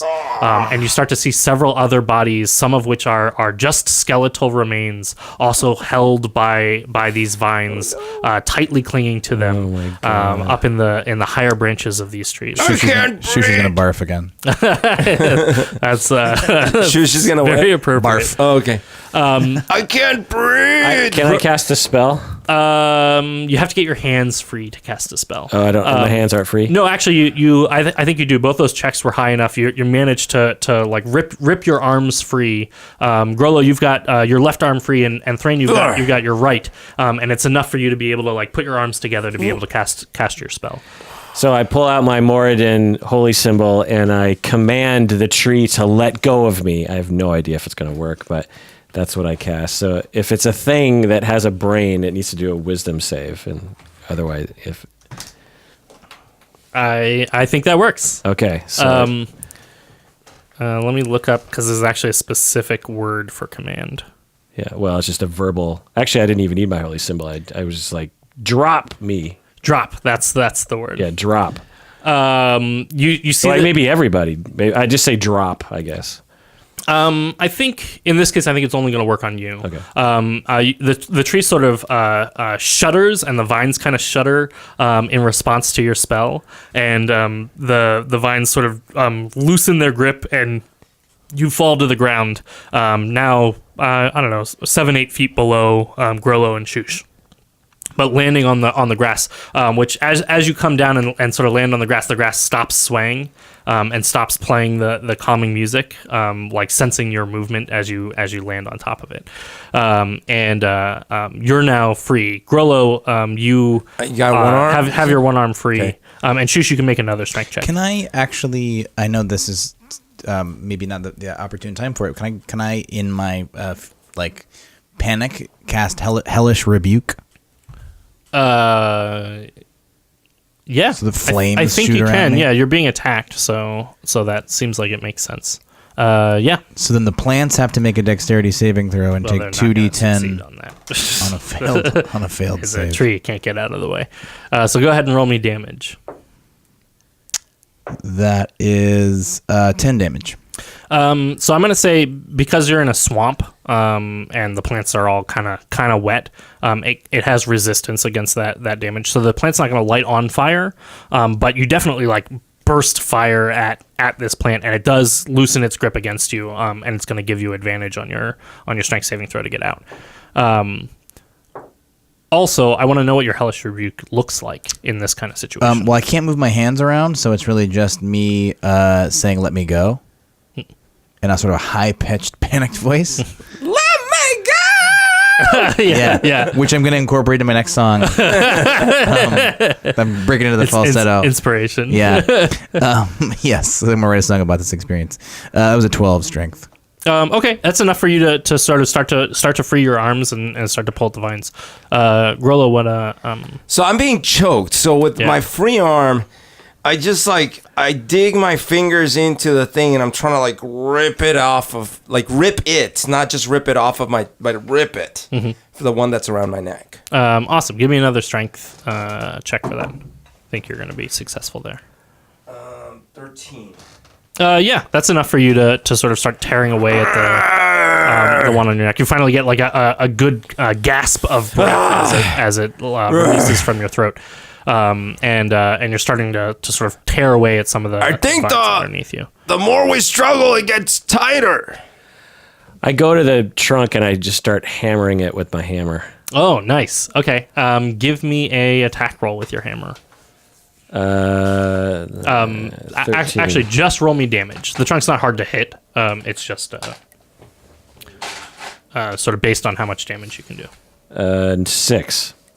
Okay, you start whacking it with your hammer, and it does seem to be loosening a little bit. It'll give both these two and Nicholas advantage on their saves to get out. Although Nicholas is still very stuck. Nicholas is also starting to turn a little blue in the face as he's sort of struggling, but he can't talk because he has not done well on any of his strength saves. Shush, what do you want to do here? I'm going to keep trying to get out of here, I guess. Okay, you're just going to do some more strength. Do I still have advantage? You still have advantage. Okay, good. That was a critical fail. Oh, here it goes. Here it goes. That's a 16. Awesome. That is enough, Shush, with the damage that you did, and with Thrain's bashing on the tree for you to sort of finally rip all the rest of the vines free and fall back to the ground. I will, if I can, still in my turn, run over and help him attack the tree trunk. What are you using? My rapier. You're just gonna poke at it. I'm gonna stab it. Whatever I can do. Thrain sort of the Stab. the compass right now. Stab whatever it takes. I don't have any more damage doing spells. Cool. So. Give me a damage for your just damage. just damage. It's not hard for you to hit a tree trunk. Maybe it's got accurately magic bark or something. I don't know. It's fair. That's Something totally like fair. that. You'll find the weak points. Yeah, I gotta look very carefully and find the weak points. That is 3 + 2 is 5. Nice. Okay. That definitely will help a lot. That'll Stab a especially tree. Nicholas. Grollo, what are you just gonna sort of rip yourself free? Well, so now that I can breathe and that my left arm is already free, I think at this point, since when I was trying to wrestle my way out of it, it felt like it got tighter. I'm gonna do this thing where I'm gonna try to slink, relax and get really small to kind of lull it, and then I'm going to rip out as hard as I can. Nice. I like it a lot. Give me a strength saving throw with advantage, and the DC is lowered because of all the other stuff that everybody else is doing. 13. Okay. I think that's totally enough now. As you sort of relax your body. Oh man, I'm almost picturing like a Jedi moment or something. Yeah, you like know that. what it is because I was going to say this, but I don't know why I didn't. So, in that moment, I'm thinking of Cruddy because I'm like, she said I had to come back alive. I'm forgetting how the conversation went. And it's Use the credit. yeah, exactly. Yeah. So I'm like, so I kind of like that. Yeah. Hulk. It's spectacular. You just sort of Terry Crews style, just flex your muscles. Yes. And it tears all the vines around you, and you fall to the ground. And actually, you guys can see Nicholas has finally gotten one arm free, and he's starting to cut away at the vines, although he still can't breathe, but he hasn't lost consciousness yet. But as you're sort of hammering away, do you want to do anything to help Nicholas? Yes. So I've seen that. I can see this. Yeah. How high up is he? He's 8 feet above you. Oh, so I can jump that. Yeah, you could probably jump up and. So and grab my goal is to jump up and grab one of the main vines I see holding him, and just yank all my weight down like yank it down with all my weight. I just realized I have a dagger, Yeah. so I could hand you the dagger. You could maybe cut at Oh it. yeah. So it's like I'm. You see what I'm looking up. You know what I'm. So what? You tap me or something? Yeah, your hand is open, Okay. and I kind of just put the dagger in your hand. Ah, great thinking. And then I jump up and pull and stab. Put Nicholas out of his misery. Awesome. Great thinking. Let me just Goodbye, Nicholas. Just kidding. I No, don't think that was what I meant, bro. I jump up to grab and stab the biggest vine I can find. You cut away at the vines. They cut no problem now that you have a sharp implement to do so with. And Nicholas collapses to the ground and he pulls the vine away from his neck and and takes a huge breath in. And then coughs and sort of like gets his breath back, and then he turns to Shush and he goes, "Not the best camping spot." See, I told you guys. I told you. My second choice was in the tree, so well, maybe our luck was better this way. Maybe. Either way, it takes you some time to sort of recover from the experience. And I don't know whether or not your characters would share the dream that they had or the experience that they went through in that mental space. Sure. But you do have to like sort of pack up your camp. There's no real danger from the tree. It doesn't seem to be attacking you. It clearly must work in a symbiotic relationship with the grass that puts you to sleep. And then when you're still, the tree sort of reaches down with vines and picks you up. We're gonna cut this tree down anyway. Oh, you could totally do that. I think. That's totally an option. I'm not sure as well. how I'm gonna do that with a dagger, but We could burn it. Yeah. I hate this tree. It takes you a while to get it on fire because it's The marsh. marshes and it's very wet.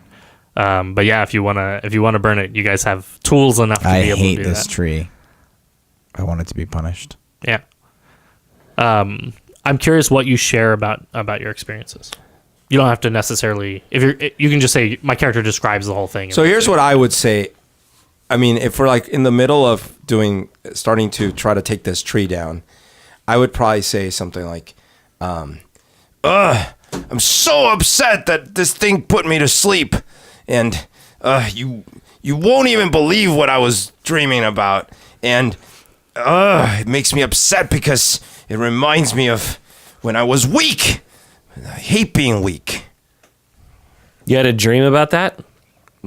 Yeah, it's nothing. It's when I was young and I had a weird dream that I was having in my dream. It's a thing with a rock and a hill and lots of fire and a bear and my friends, you know, and it's a lot of things that happen to me when I'm young. But it's great, and I'm strong and not weak, and that's the important part. It's true. I just tell him my dream. Cool. That's weird. I didn't have any dreams. Oh, good for you. Well, You're maybe lucky. the horned types don't have dreams? Do you ever have dreams? I do have dreams. Oh, just not that time. Yeah, it's not this time. Weird, Interesting. right? You guys both had dreams. Not me. Well, Thrain, you're a very good teller of dreams.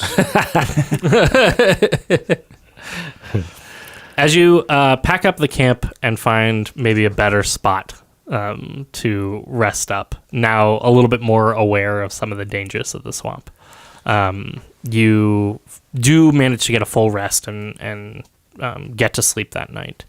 And then make your way to what is supposed to be this rendezvous point the next day. What you have from the map basically just tells you you're supposed to be meeting this general at this clearing. And you make your way to the clearing, and you're clearly there maybe a little bit early.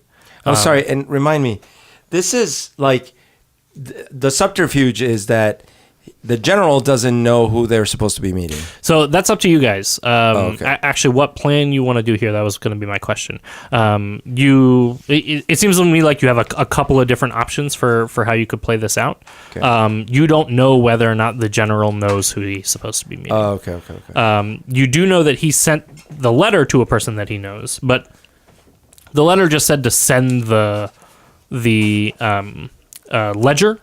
the logbook. It didn't Right. say who had to send it or anything like that. Right. Should we pretend to be Groomsh followers? I don't think that Thrain will be welcome. He might have a hard time doing that. For this purposes, I can absolutely do it. There's plenty of dwarves who converted to Grumsh in Pahiha, so I'm guessing they won't suspect anything. The entire town is converted, you know? Yeah. As long as you can say things that you don't mean, just like that thing we were talking about. Yeah. Cool. So you guys are going to pose as Groomsh worshippers and then pass off this logbook to this general. Maybe try to get some extra information. Trying to get like information before killing them, of course. Yeah. Okay. That sounds good to me. Okay. You can see. So I'm curious. How do you change how you look in any way? Do you? Well, I pocket my holy symbol, and we pull. You guys have like emblems of Grumsh yourself. Yeah, and Groomsh has one eye, right? Yeah. So I'm going to put an eye patch on. Try to fit in, Yeah. Because I'm assuming that's like what they do. It's like a Satanist trying to fit in a Christian church by putting nails through their own arms. Yeah, it's like stigmata. You just want to I just want to fit in. Hey, I'm just trying to. Isn't this what you guys do? Right. I actually poked my own eye out. Thrain, you write, right? Yeah. What if you wrote "We love Groomsh"? That might go well, but I'm guessing the symbol that you have from the previous, town might actually be convincing enough. And the eye patch. And the eye patch really will sell And it. remember that Shush has a silver tongue and knows how to... And an eye patch. Can I see it? Oh, it's not really silver. But what if you wrote "We are not trying to deceive you"? I'll think about it. And if we get killed this time, we'll definitely do that for next time. Sounds good. Wait a minute. Okay. Don't see how that's gonna help us, but You don't have to wait in the clearing for very long before a figure sort of comes up from the other side of the marshes, the opposite side from where you came from. And the figure is a full orc who is standing in pretty heavy armor and carrying a large greatsword at his side.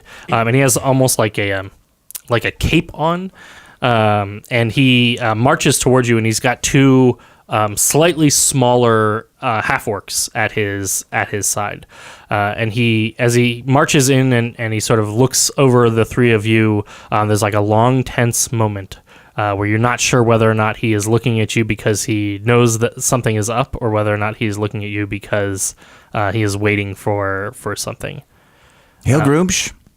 hail Groomsh. Hail Groomsh. And the general sort of comes forward and he motions for the two others to stand further back at the edge of the clearing. And he says, "You've come with the logbook." Of course. What about your part of the deal? He gives you like a long look and he says, "There's no deal." How do I know you're really with Groomsh? He looks himself over and he says, "Are you new?" No, he has a silver tongue. It's a metaphor. For what? My tongue is in service of Groomsh, bringing lots of silver to Groomsh's service. I look over at Thrain, kind I of. pull my ear. Yes. Roll me a deception check. God. We're the dumbest. You're always a liability. 17. It's clear that this general does not know idioms from the culture that you are from, and does not know what silver tongue means. Kumag turns to you. He doesn't seem to have much of a sense of humor, so he says, "The logbook. What about it? You are to hand it over to me to report your numbers for sacrifices. Have you been doing sacrifices?" Of course we've been doing sacrifices, just like you. We do lots of sacrifices. We do sacrifices all day, every day. You're doing sacrifices every day? Almost is. Look at the log. You know better than I A lot do. of sacrifices. How many sacrifices should we have been doing? Let me just look at the book and make sure. You tell me. I'm gonna look at it. You tell me. Your schedule was to be maintaining a sacrifice every other day. Exactly. That's what it says right here. What was your name again? Daily. Kumag. Kumag. General Kumag. General Kumag. Awesome. What about your friends? Who are they? These are my servants. They don't need names. Did Zog not explain? Oh, remind me what Zog said. Zog was. So he said a lot of things to us. I work so hard, so many sacrifices, so much blood gets in my ears. I sometimes have a hard time. I look over at Thrain and wink like we're doing really great. I'm like just waiting. I don't want to play this game. I just want to pound some heads, but I'm just waiting. Kumag snatches the logbook from your hand. Oh, you know, not much of a silver tongue. He on opens you. it up and he flips through the logs and he says, "Everything is here. You must accompany me back to camp in order to report your logs directly to Blancmere himself." Why did we meet here if I'm just going to give the log to you and then we're going to walk back together?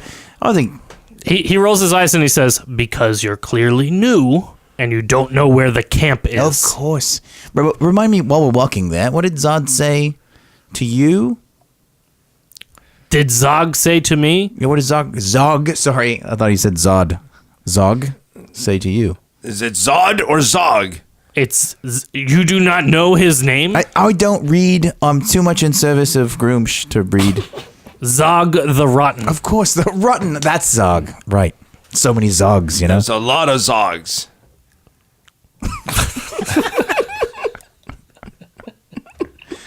You know, Zog. This guy's about to slit our throats. We can take this guy. Come on. If this is a movie, this is when the jaunty music would be playing. Benny Hill. He says, "You're all pretty new, huh? Oh, yes. What is your favorite Groom's passage?" Do we remember the ones from the... I remember passages. Yeah, and Thrain, you actually know some. I just some passages. from my We both look at Thrain. from my silence, I just say, Deren forkes sushi svasikas. That's yes. right. That's my favorite too. Then, hey, Shutifushifashikas, of course. Strength from the blood of our enemies. Yes. Wow. And I look him right in the eye. Yes. Oh, that's awesome. Thrain gives you a very long look, and he says, "That's my favorite passage as well. I especially like how he describes the blood of the enemies.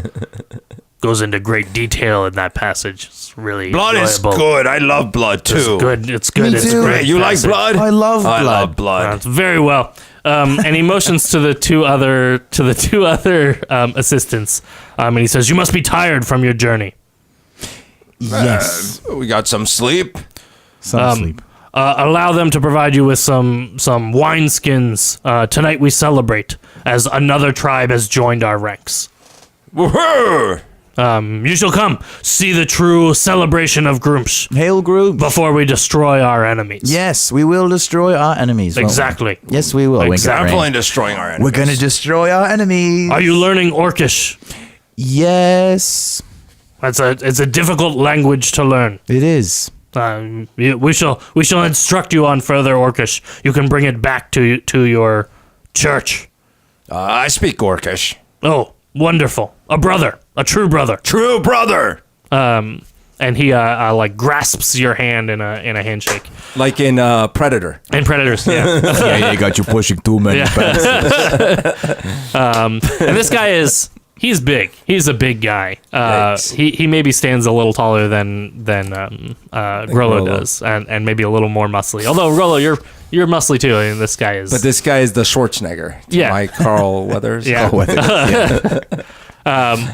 Oh, He turns and he starts walking, and the two other half orcs kind of come up and offer you some stuff from their bags, and they have a couple of wine skins, and they also have some like jerky, some like smoked meats and stuff like that, and they offer you some of those things. Do you travel along with, or do you want to use this opportunity now that he has turned away to make an attack? Yeah, because like my thinking is that, and I mean the Grollo thinking is that take him out in small groups is probably a better thing. So I probably look over at Thrain and I go, like I wink again, which he might not get why I'm winking again, but I go like, I make a motion with my hands like X on the neck, X on the neck. Do we seem to be heading on a trail? You can tell the other side of this clearing does seem to have, like you had noticed before, all those broken branches. That seems like tenfold in this direction.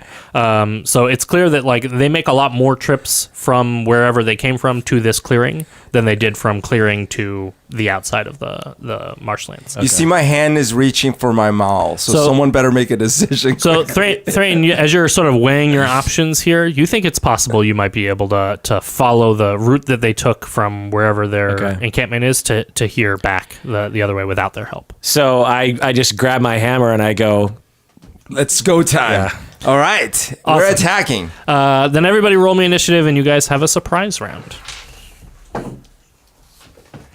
And I'm imagining this is actually going to be a pretty quick. Wait, surprise, does that mean I roll with advantage or what? No. Surprise round. So you guys are still going to roll initiative as normal. It means that you're all going to get to act in a full round of initiative before the bad guys get to Got act. It. Yeah. So initiative is just whatever number I just rolled. Plus dexterity. Plus dexterity. Got it. I got a 14. Okay. 15. 9. All right. Grollo, that makes it your turn. So the two half orcs, the general has turned around and he's sort of walking back down toward the edge of the clearing. He's not out of the clearing yet, but the two half orcs are like facing you and handing you this stuff. So they're the ones who are closest to you. Grollo, what do you want to do? Okay, I see. So I take it back. I didn't realize they were facing me, so I would have been too conspicuous to go grabbing for my maul. But in either case, I was looking at Thrain intending. So now that I see that this is on and they're both standing in front of me, am I bigger than them? From the other half orcs, yeah, I would say you maybe are a little bigger than they are. Okay, then I do I want to knock their heads together. Like reach up my hands and go, bam, Andre the Giant style. Awesome. Can this happen as soon as he says, the big guy says something like, yeah, we're going to slaughter our enemies. And then like I say, yeah, we'll slaughter our enemies. And like we wink back, have a moment. And then we just go like guitar chord. He like turns around holding the log and he says, come with me. We will slaughter our enemies as he's like turning and facing away. I like that a lot. I love that scene. Perfect. Then give me how are we going to resolve this? I think I'm going to make it an attack roll.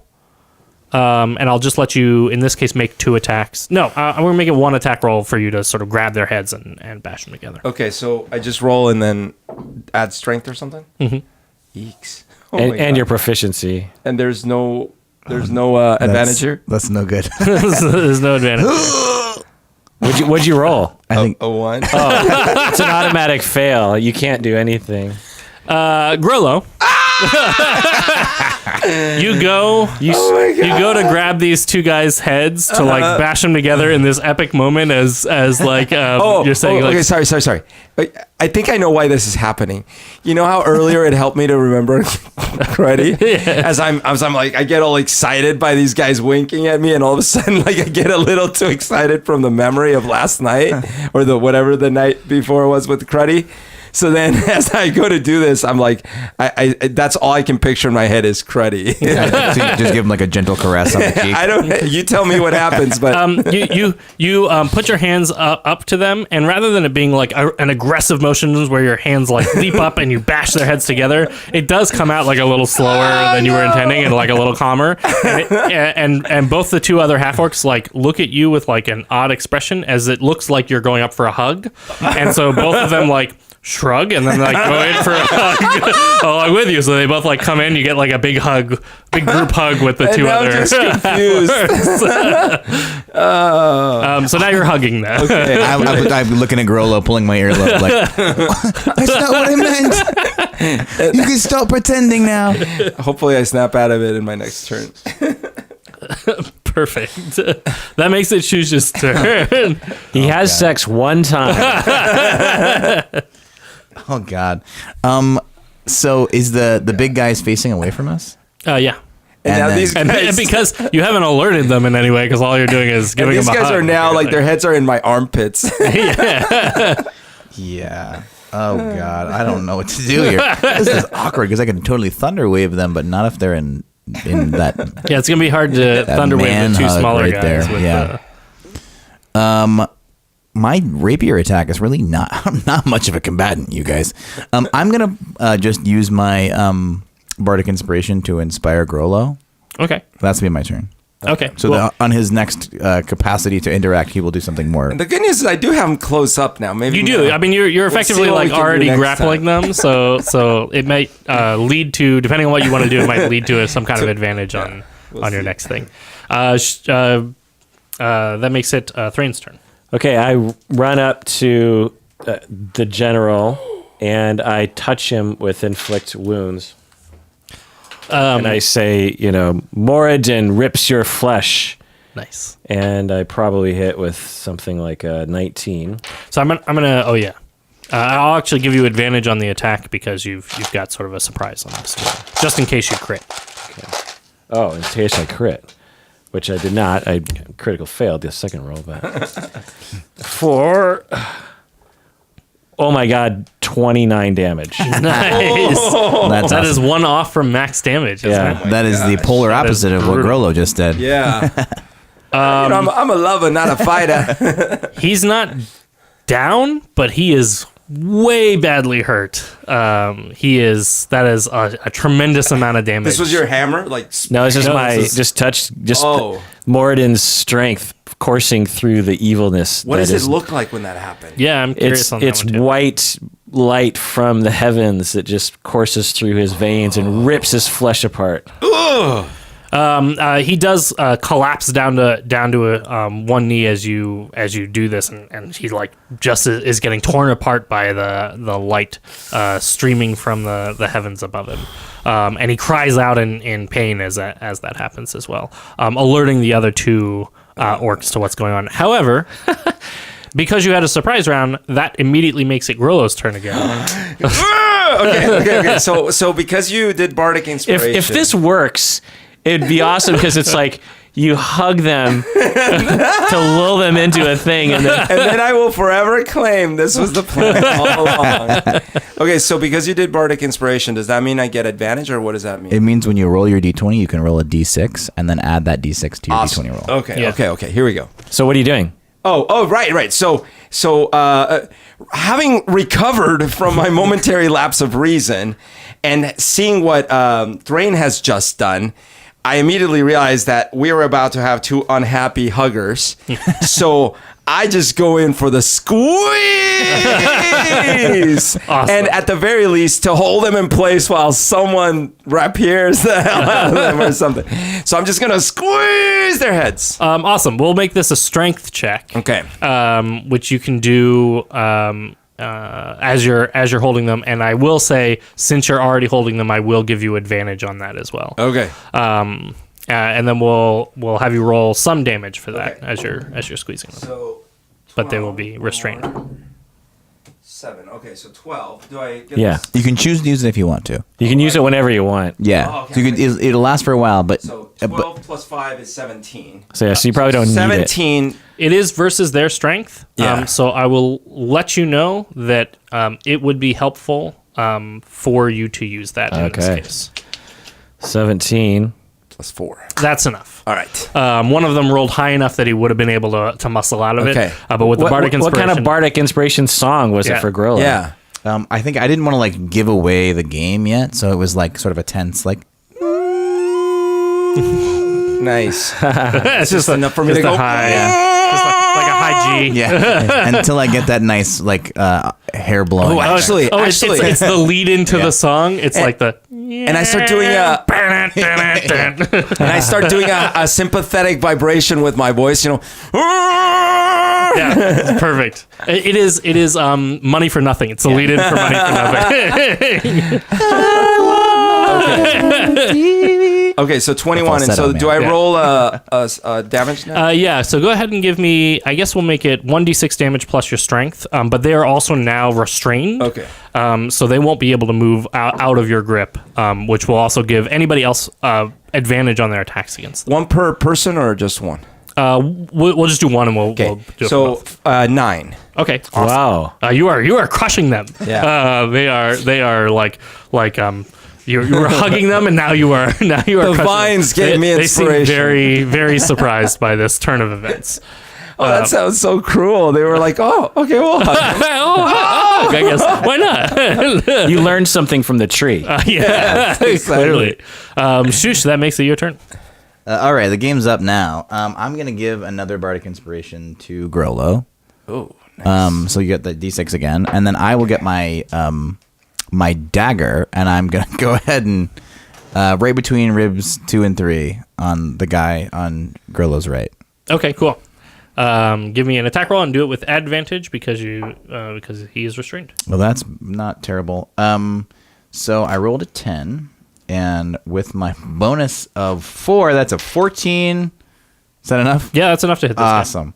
That's with my dagger, so it's not a great roll, but that'll do, I guess. So that is 3 damage. Awesome. I'm doing it, you guys. Poke, poke, poke. While still playing the intro to Money for Nothing. I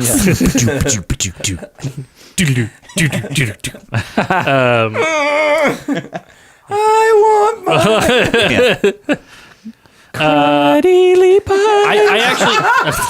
I actually think that's enough to finish that guy off. Enough.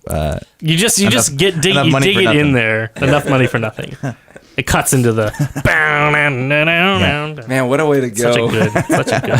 Well, he Hey, you live by the sword, you die by the hug.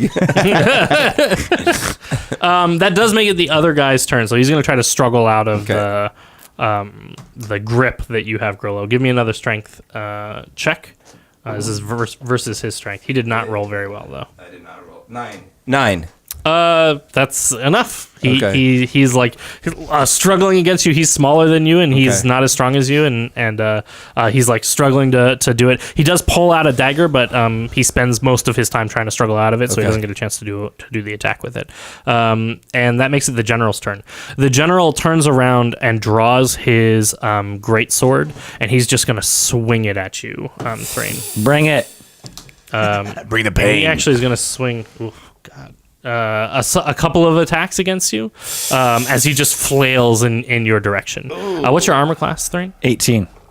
He is only going to hit. He makes 3 attacks against you. He only hits with 1. Oh, 3 attacks. Wow. And he does, with that 1, he does 10 damage to you. Ooh. As he like clangs off your armor, but he seems really weakened by the initial attack that you gave, and he's still like struggling to even stand up where he is. But he says traitor, and drives in with his great sword as he slams it against you, and he even says, "You'll not take me down with your dumb dwarf magic." As he swings words. his sword against you, and one of them finally catches you in the shoulder as it cuts deep from its great sword. Thrain, that makes it your turn. It's not magic. It is Moradin's glory. And I try to hit him, and I might miss a 12. I'm guessing he has higher AC. He does than have 12. higher AC, so 12 is not going to hit So I miss. Oh no! This is stressful. You swing at him, and this time he's a little faster on the uptake, and he dodges out of the way, dancing backwards, finally getting maybe back on his feet more than gosh. you were expecting him to, especially as such a large figure. Grollo, that makes it your turn. Okay. So here's what's happening. I just happy as heck that like Shush got this guy, and I can feel him slump, right? Because he's like dying basically. So I'm about to concentrate on the other dude, but I see Thrain's by himself with this huge dude. So I actually like let go. Actually, I let go of the other dude and start running to attack the bad guy. Okay. The one that you were holding will get a free attack on you, Okay. but just with a dagger. So, Okay. Because that's all he's holding. He does not hit with his free attack. Okay. So he goes So in. he kind as of he's- makes a swipe at you as you get away, but he's like still trying to catch his breath Okay. back. And so I make a beeline for, what's the bad guy's name? General, General Zod. no, General Kneel before Zod. General Beeblebrox. Kumag Blood Crusher. Kumeg. So I make a beeline for Kumeg. Can I reach him in? Oh yeah, he's close not enough? that far. Yeah. Okay. And this time I do, like in one of my little Grollo, hopefully not missed motions, I do the epic, like, hand comes down to the maul comes out, and in one sweeping arc with one hand on top of it, I swing it down on him as hard as I can. Probably, what part is exposed, like, to me? Is it his back? He does not. No, Like, meaning, is he facing away from me? He's facing you, although his focus is on. Okay, yeah, is so on, just so like you on- could like reach over top I of just Thrain. come right down on his chest, basically. That's like, bam! Nice. Give me an attack roll against the general, and remember that you have bardic inspiration if you need it. Right. Okay. Ooh. 19 plus 5. 19 plus 5? Yeah, you're definitely dude. going to hit. 24. Roll me damage. Okay, 24 and And the bardic inspiration will last 10 minutes. 2d6 plus 3. Okay. 5, 7. Okay, so 10. That's enough to finish him off. Whoa! So just to describe the exchange, he like focuses his attacks coming in hard on Thrain, and having some banter back and forth between him and Thrain, and then all of a sudden, Grollo, you come out from right behind Thrain. Right. And I come right behind, swinging the maul of truth. And like, oh, you know what I do? As I'm doing that, I look over at Thrain and wink again. And then the maul just comes down, and like there's these, because he's got armor, right? Mm-hmm. So like these sparks go up, and it hits so hard that like the sparks kind of catch a bit of fire. And for a moment, I'm like reminded of my dream, but then the fire gives way to like broken armor and a collapsing creature. Awesome. He falls to the ground lifeless. That does leave the last remaining guy turns, seeing that his general has fallen before him. He's going to turn and run into the marshes. Shush, if this guy gets away, he will absolutely alert the whatever other forces or other people to your presence here. What do you want to do? I want to... You can have a full turn here, not just a reaction. Yeah, I want to cast Tasha's Hideous Laughter on him. Okay. To make him fall prone. Cool. What's your DC? My save DC... I don't know where that is in D&D Beyond. It's your charisma plus your proficiency. What's your charisma? I don't have a touch screen. Plus 8. Oh, it's right there. Oh, there it is. My save DC is 13. He does not succeed. Awesome. I'm going to just look at him and I'm going to go, Hail Groomsh! He turns back to you, and in like you see like terrifying fear in his eyes, and he collapses to the ground, laughing hysterically. Oh my god! And once again, Tasha's Hideous Laughter is not like a fun like ha ha ha kind of laughter. It's like a really ugly forced laughter that's being forced upon the Oh target my that's gosh. experiencing it. Let's So, tie him up and Zone of Truth him. Okay. yeah, you have the opportunity to do so. Cool. You tie him up as he's laughing. Well, actually, I guess I should give. We could knock him unconscious and then. Yeah, do you want to knock him unconscious? Otherwise, he's totally going to try to kill himself. Oh God, yeah. Oh. Knock him out. Yeah. In fact, he resists the Tasha's, and then pulls out his knife and then tries to stab himself in the chest before you like knock him out, stopping him right mid moment as he's pulling out his knife. Cool. Yeah, these group chats are serious. Meanwhile, I'm standing over the collapsed body, and I'm going, "Who loves blood now, huh?" I think we'll make that the end of the campaign. That's a good place to end it. That's epic. Perfect. So with that, we'll do our traditional checkout of a spotlight that you have for somebody else in today's game, and then bring it to a close. Okay. Who wants to give the first spotlight? Well, I liked it when Umberto and Adam were trying to play the trickster role with that guy, because it's funny, because for me it's like I take games like this so seriously, and so if I was, it'd be hard for me to be playful with it. And as you were going into it, like, for me it was like, oh, that's right, this is for fun. And so it became fun, and then it was just some kind of, but it wasn't like super goofy. It was, like, we're trying, but we're also not, like, we're also kind of screwing this up, kind of, Yeah. but it's not terrible. And I'm guessing for you, Adam, it was like, well, we'll see what happens. Maybe Right. Adam, the DM, will decide that this works, and maybe it won't work. Right. Yeah. But it's It was just on the edge. it's just kind of more entertaining and more Yeah. playful. So I really like that. Your story, the Shusha's story, was really interesting because it was so vulnerable and very telling that he couldn't, like, really tell us about it afterwards. It's just like Rollo would have described the whole thing if he could, if he had the narrative ability to do so. So he wasn't like embarrassed about it or something.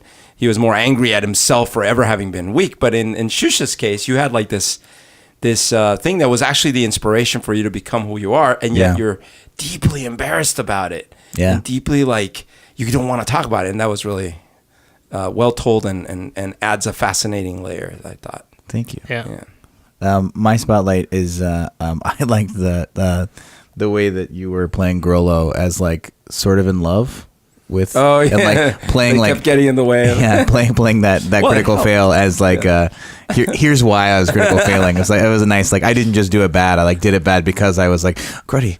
Oh, yeah. Well, it kind of makes sense. This guy's, like, been pretty moved by this experience. Yeah, that makes sense. I liked how you put the story into the critical fail. Yeah, and listeners out there, I'm still waiting for someone who can draw one of these scenes. Yeah. That would be pretty amazing. Yeah. I might have to make my own stab at it. Yeah, even if it's a really cruddy drawing, if A you will. cruddy drawing. Ah. Even if it's just a cruddy drawing. Please make a cruddy drawing for Grollo to have in his wallet. above his bed. Perfect. Well, I'll give a spotlight to all of you guys for coming up with some awesome flashback memory sequences for your character's childhoods. Those are great, rich moments to continue to dig into for deepening your character and deepening your understanding of who your character is. Thrains reminded me of the Shaolin Temple in, like, the 34th chamber or whatever that movie is. Because, they had to run the water up the mountain. They had to go down to the river, collect the water, and come all the way back up. So in my head, I was picturing little Shaolin monk Thrain. Well, a version of that actually happened to me when I was a kid. I was really tired. I was like 3 or 4. It's one of my earliest memories. Oh, wow. And with my family's encouragement, I managed to run up the mountain. It's a longer story than that, but Sure. that's where I got the inspiration from. That's great. So we talk a lot about how you can't put things into your character without it being a part of who you are. And it's really, really extra spectacular when you can point to the specific thing that was your personal inspiration for the thing that you put into your character. So that's great. Whoa. Yeah, I mean, I don't know if you noticed, but it wasn't like I had to think about that story too much. That's interesting. So Well, actually, I was wondering because you were going, when we were talking, you're like, wait, were these dreams or not? I was thinking that maybe you hadn't had enough time. And so then when you started telling it and you already had it fully formed, I'm like, wait, that was quick. Because I wrote it down when you asked me. And mine, I don't think was Well, it might be. It might be some deep-rooted thing. But I actually was trying to think, what kind of experience would have been sort of important enough to Grollo to remember, and something to do with him overcoming his fear. But then, that kind of thing seemed like the thing.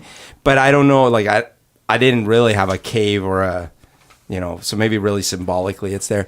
But so that makes sense that in your case you just drew from what you knew, and it came naturally. And it popped into my head at the last moment. Yeah, because I had other kind of vague things that I had decided earlier, but then that one just popped into my head. Mine sort of fell together because we were talking about car stereos. And I have this memory of driving in San Antonio, where I grew up, listening to Tool in my car stereo when it was raining and there was like a lightning storm, which was pretty awesome, and cinematic. And the lead singer of Tool is Maynard James Keenan, so May J was totally Maynard.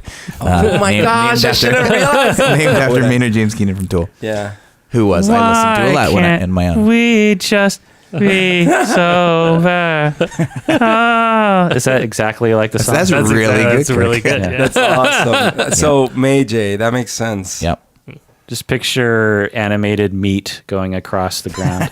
So both Some of nice yours deep cuts were inspired by memories in real life. That's So interesting. one of the sort of just aspects of the projective technique for characters is you pick things because they represent things in a specific way. So for instance, in this case for Grollo, you needed Grollo to have to overcome a thing that was a part of the sort of plot story of that moment of reflecting for Grollo's childhood. But the thing that you picked for him to fight against was a bear. And so some amount of that is based on your experiences and based on your understanding of the world and the understanding of what would be a challenge for Grollo, or what would be something that he would struggle with. And so a lot of that as a projective technique is you picked a bear as opposed to a jaguar, or you picked an environment like the cave as opposed to a jungle or a cliff. Right. All of those things are to some extent sort of unconscious opportunities to project your things into who Grollo is. That makes a ton of sense. So the couple connections I could make, one is I picked the cave because reading Plato's Cave in college made a huge impact in my life, and I've used that imagery so much in so many different contexts. So to me, as soon as I started writing, the first thing I wrote was the cave, period. Now I'm going to figure out what the hell. Yeah. And then the second thing was, you're right that bear actually for two reasons. One is I grew up in Bogota, and in Bogota, Colombia, it has all sorts of jungles and weird, deadly rivers and things. But Bogota is not that. Bogota is... Like, you've been to Bogota. There's no deadly insects or animals there. The most you'll get is a mosquito bite, and it's not even a dengue mosquito or anything. Mm-hmm. So I didn't grow around dangerous nature.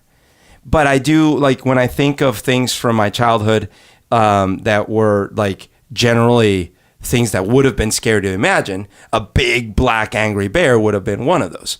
Say, as opposed to, like you were saying, like a snake even. Like, snakes, I bet you, for most of chimpanzees, snakes would be the main thing, right? Mm-hmm. And for me, just the bear. And then the other thing is, it had to be big enough.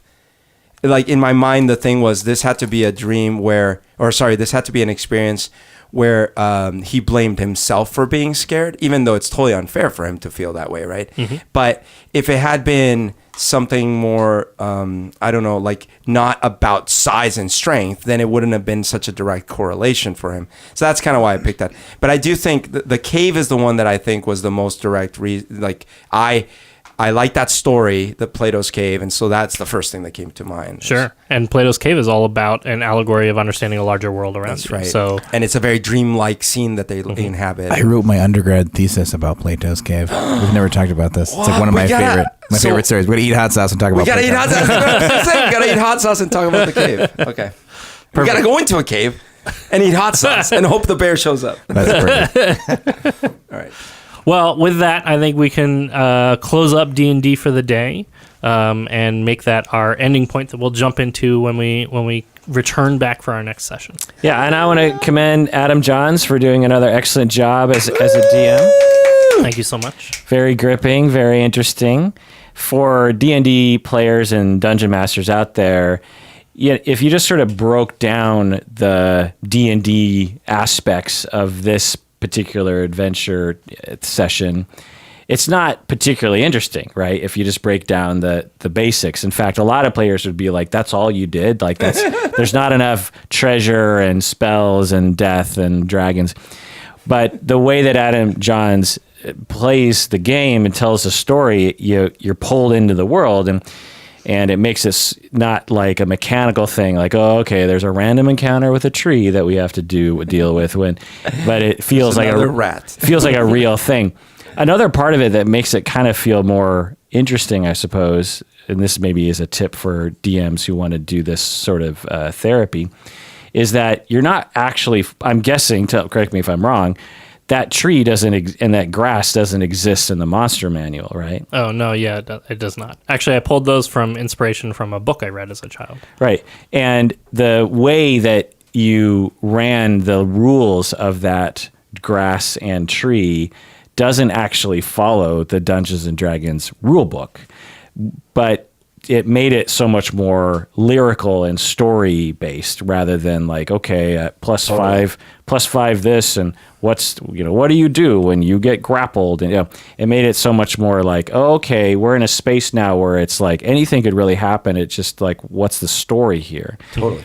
And well, and again, like how in a previous episode, I threw my maul or something, and you're like, well, that's not actually, not during our playtime, but afterwards you explained that's not actually a thing you could technically do. And so today I felt more comfortable saying, I'm just going to grab these two heads and knock them together. Yeah. And I had trust that, well, maybe it's not going to do as much damage or something, but you're going to let me roll with it literally and figuratively. So I think that's really flexible, fluid, and it makes I actually feel more empowered to focus more on what my character is going to say, what my character is going to learn or not learn, those kinds of things. Rather than like, okay, what's the optimal rule-based... right. A rope, that size rope can't handle that much stress if it's not wet. And if it's like, I don't know, dude. I don't know. Yeah. I mean, when you think about movies and books and stories, it always plays around with this kind of thing. Like, a big guy, a brute that just takes two heads and smashes them together would absolutely be something that would be in a story. And the author isn't going to go like, well, that's not as good as if you stabbed him with this. It's like you got to make it cinematic, and it's so much more interesting. It also lent itself so well for a fail. Because, like if I had tried to, not that these are both valid, but, if I'm trying to wield my weapon and I fail, and like, I think one time it flew off my hand and stuff. That's funny too. But it was also really funny that in this case, we found a very comedic way to turn my one into something that was a fail. But, it was like there's this thing called beautiful oops. Have you ever heard of this concept? No. So I think there's a whole book about it. So, you're a kid and you're drawing on the piece of paper, and all of a sudden, your hand slips and it makes this line. And a lot of kids or even adults will freak out, right? Like, I ruined my thing. Now I hate art and I'm going to tear up the page. So the beautiful oops is like, whoa. Why don't you see how you can turn this into a beautiful thing? And so maybe because it was this little arc, you think, oh, maybe that's like a whale's spout, spouting out water. So I'm going to turn this thing here into a whale. And then, like even a rip, like the paper ripped, and you're like, and the water actually is ripping the page apart. Something like this. And then by the end, you look at it and like, oh, wow, that's a beautiful oops. And the same is kind of like the yes and thing with improv and all these kinds of things. So instead of the one turning into this like, okay, dead end, I just screwed that up, it like furthers the story along. And that's really possible because you're being a flexible DM. Yeah, I really see it more about pulling the story together, and it's about telling a story as a group, and that should always be the precedent and the focus for us as a group. And so if it's something that your character could do, then your character should try to do it and should have the opportunity to try to do it, and the mechanics should be assistant to that, not getting in the way of it. Well, thanks for joining us out there. If you're listening thus far, then I'm guessing you're a Dungeons and Dragons fan, or at least a fan of Grollo and Cruddy, and I commend you for that. So we'll probably have a lot more of these to come. So tune in, and on the website there's a page with all of these in a row. And so if you're looking for just one-stop shop for all these episodes, then go to our website, psychologyinseattle.com. Thanks for joining us out there. Please take care of yourself because You deserve it.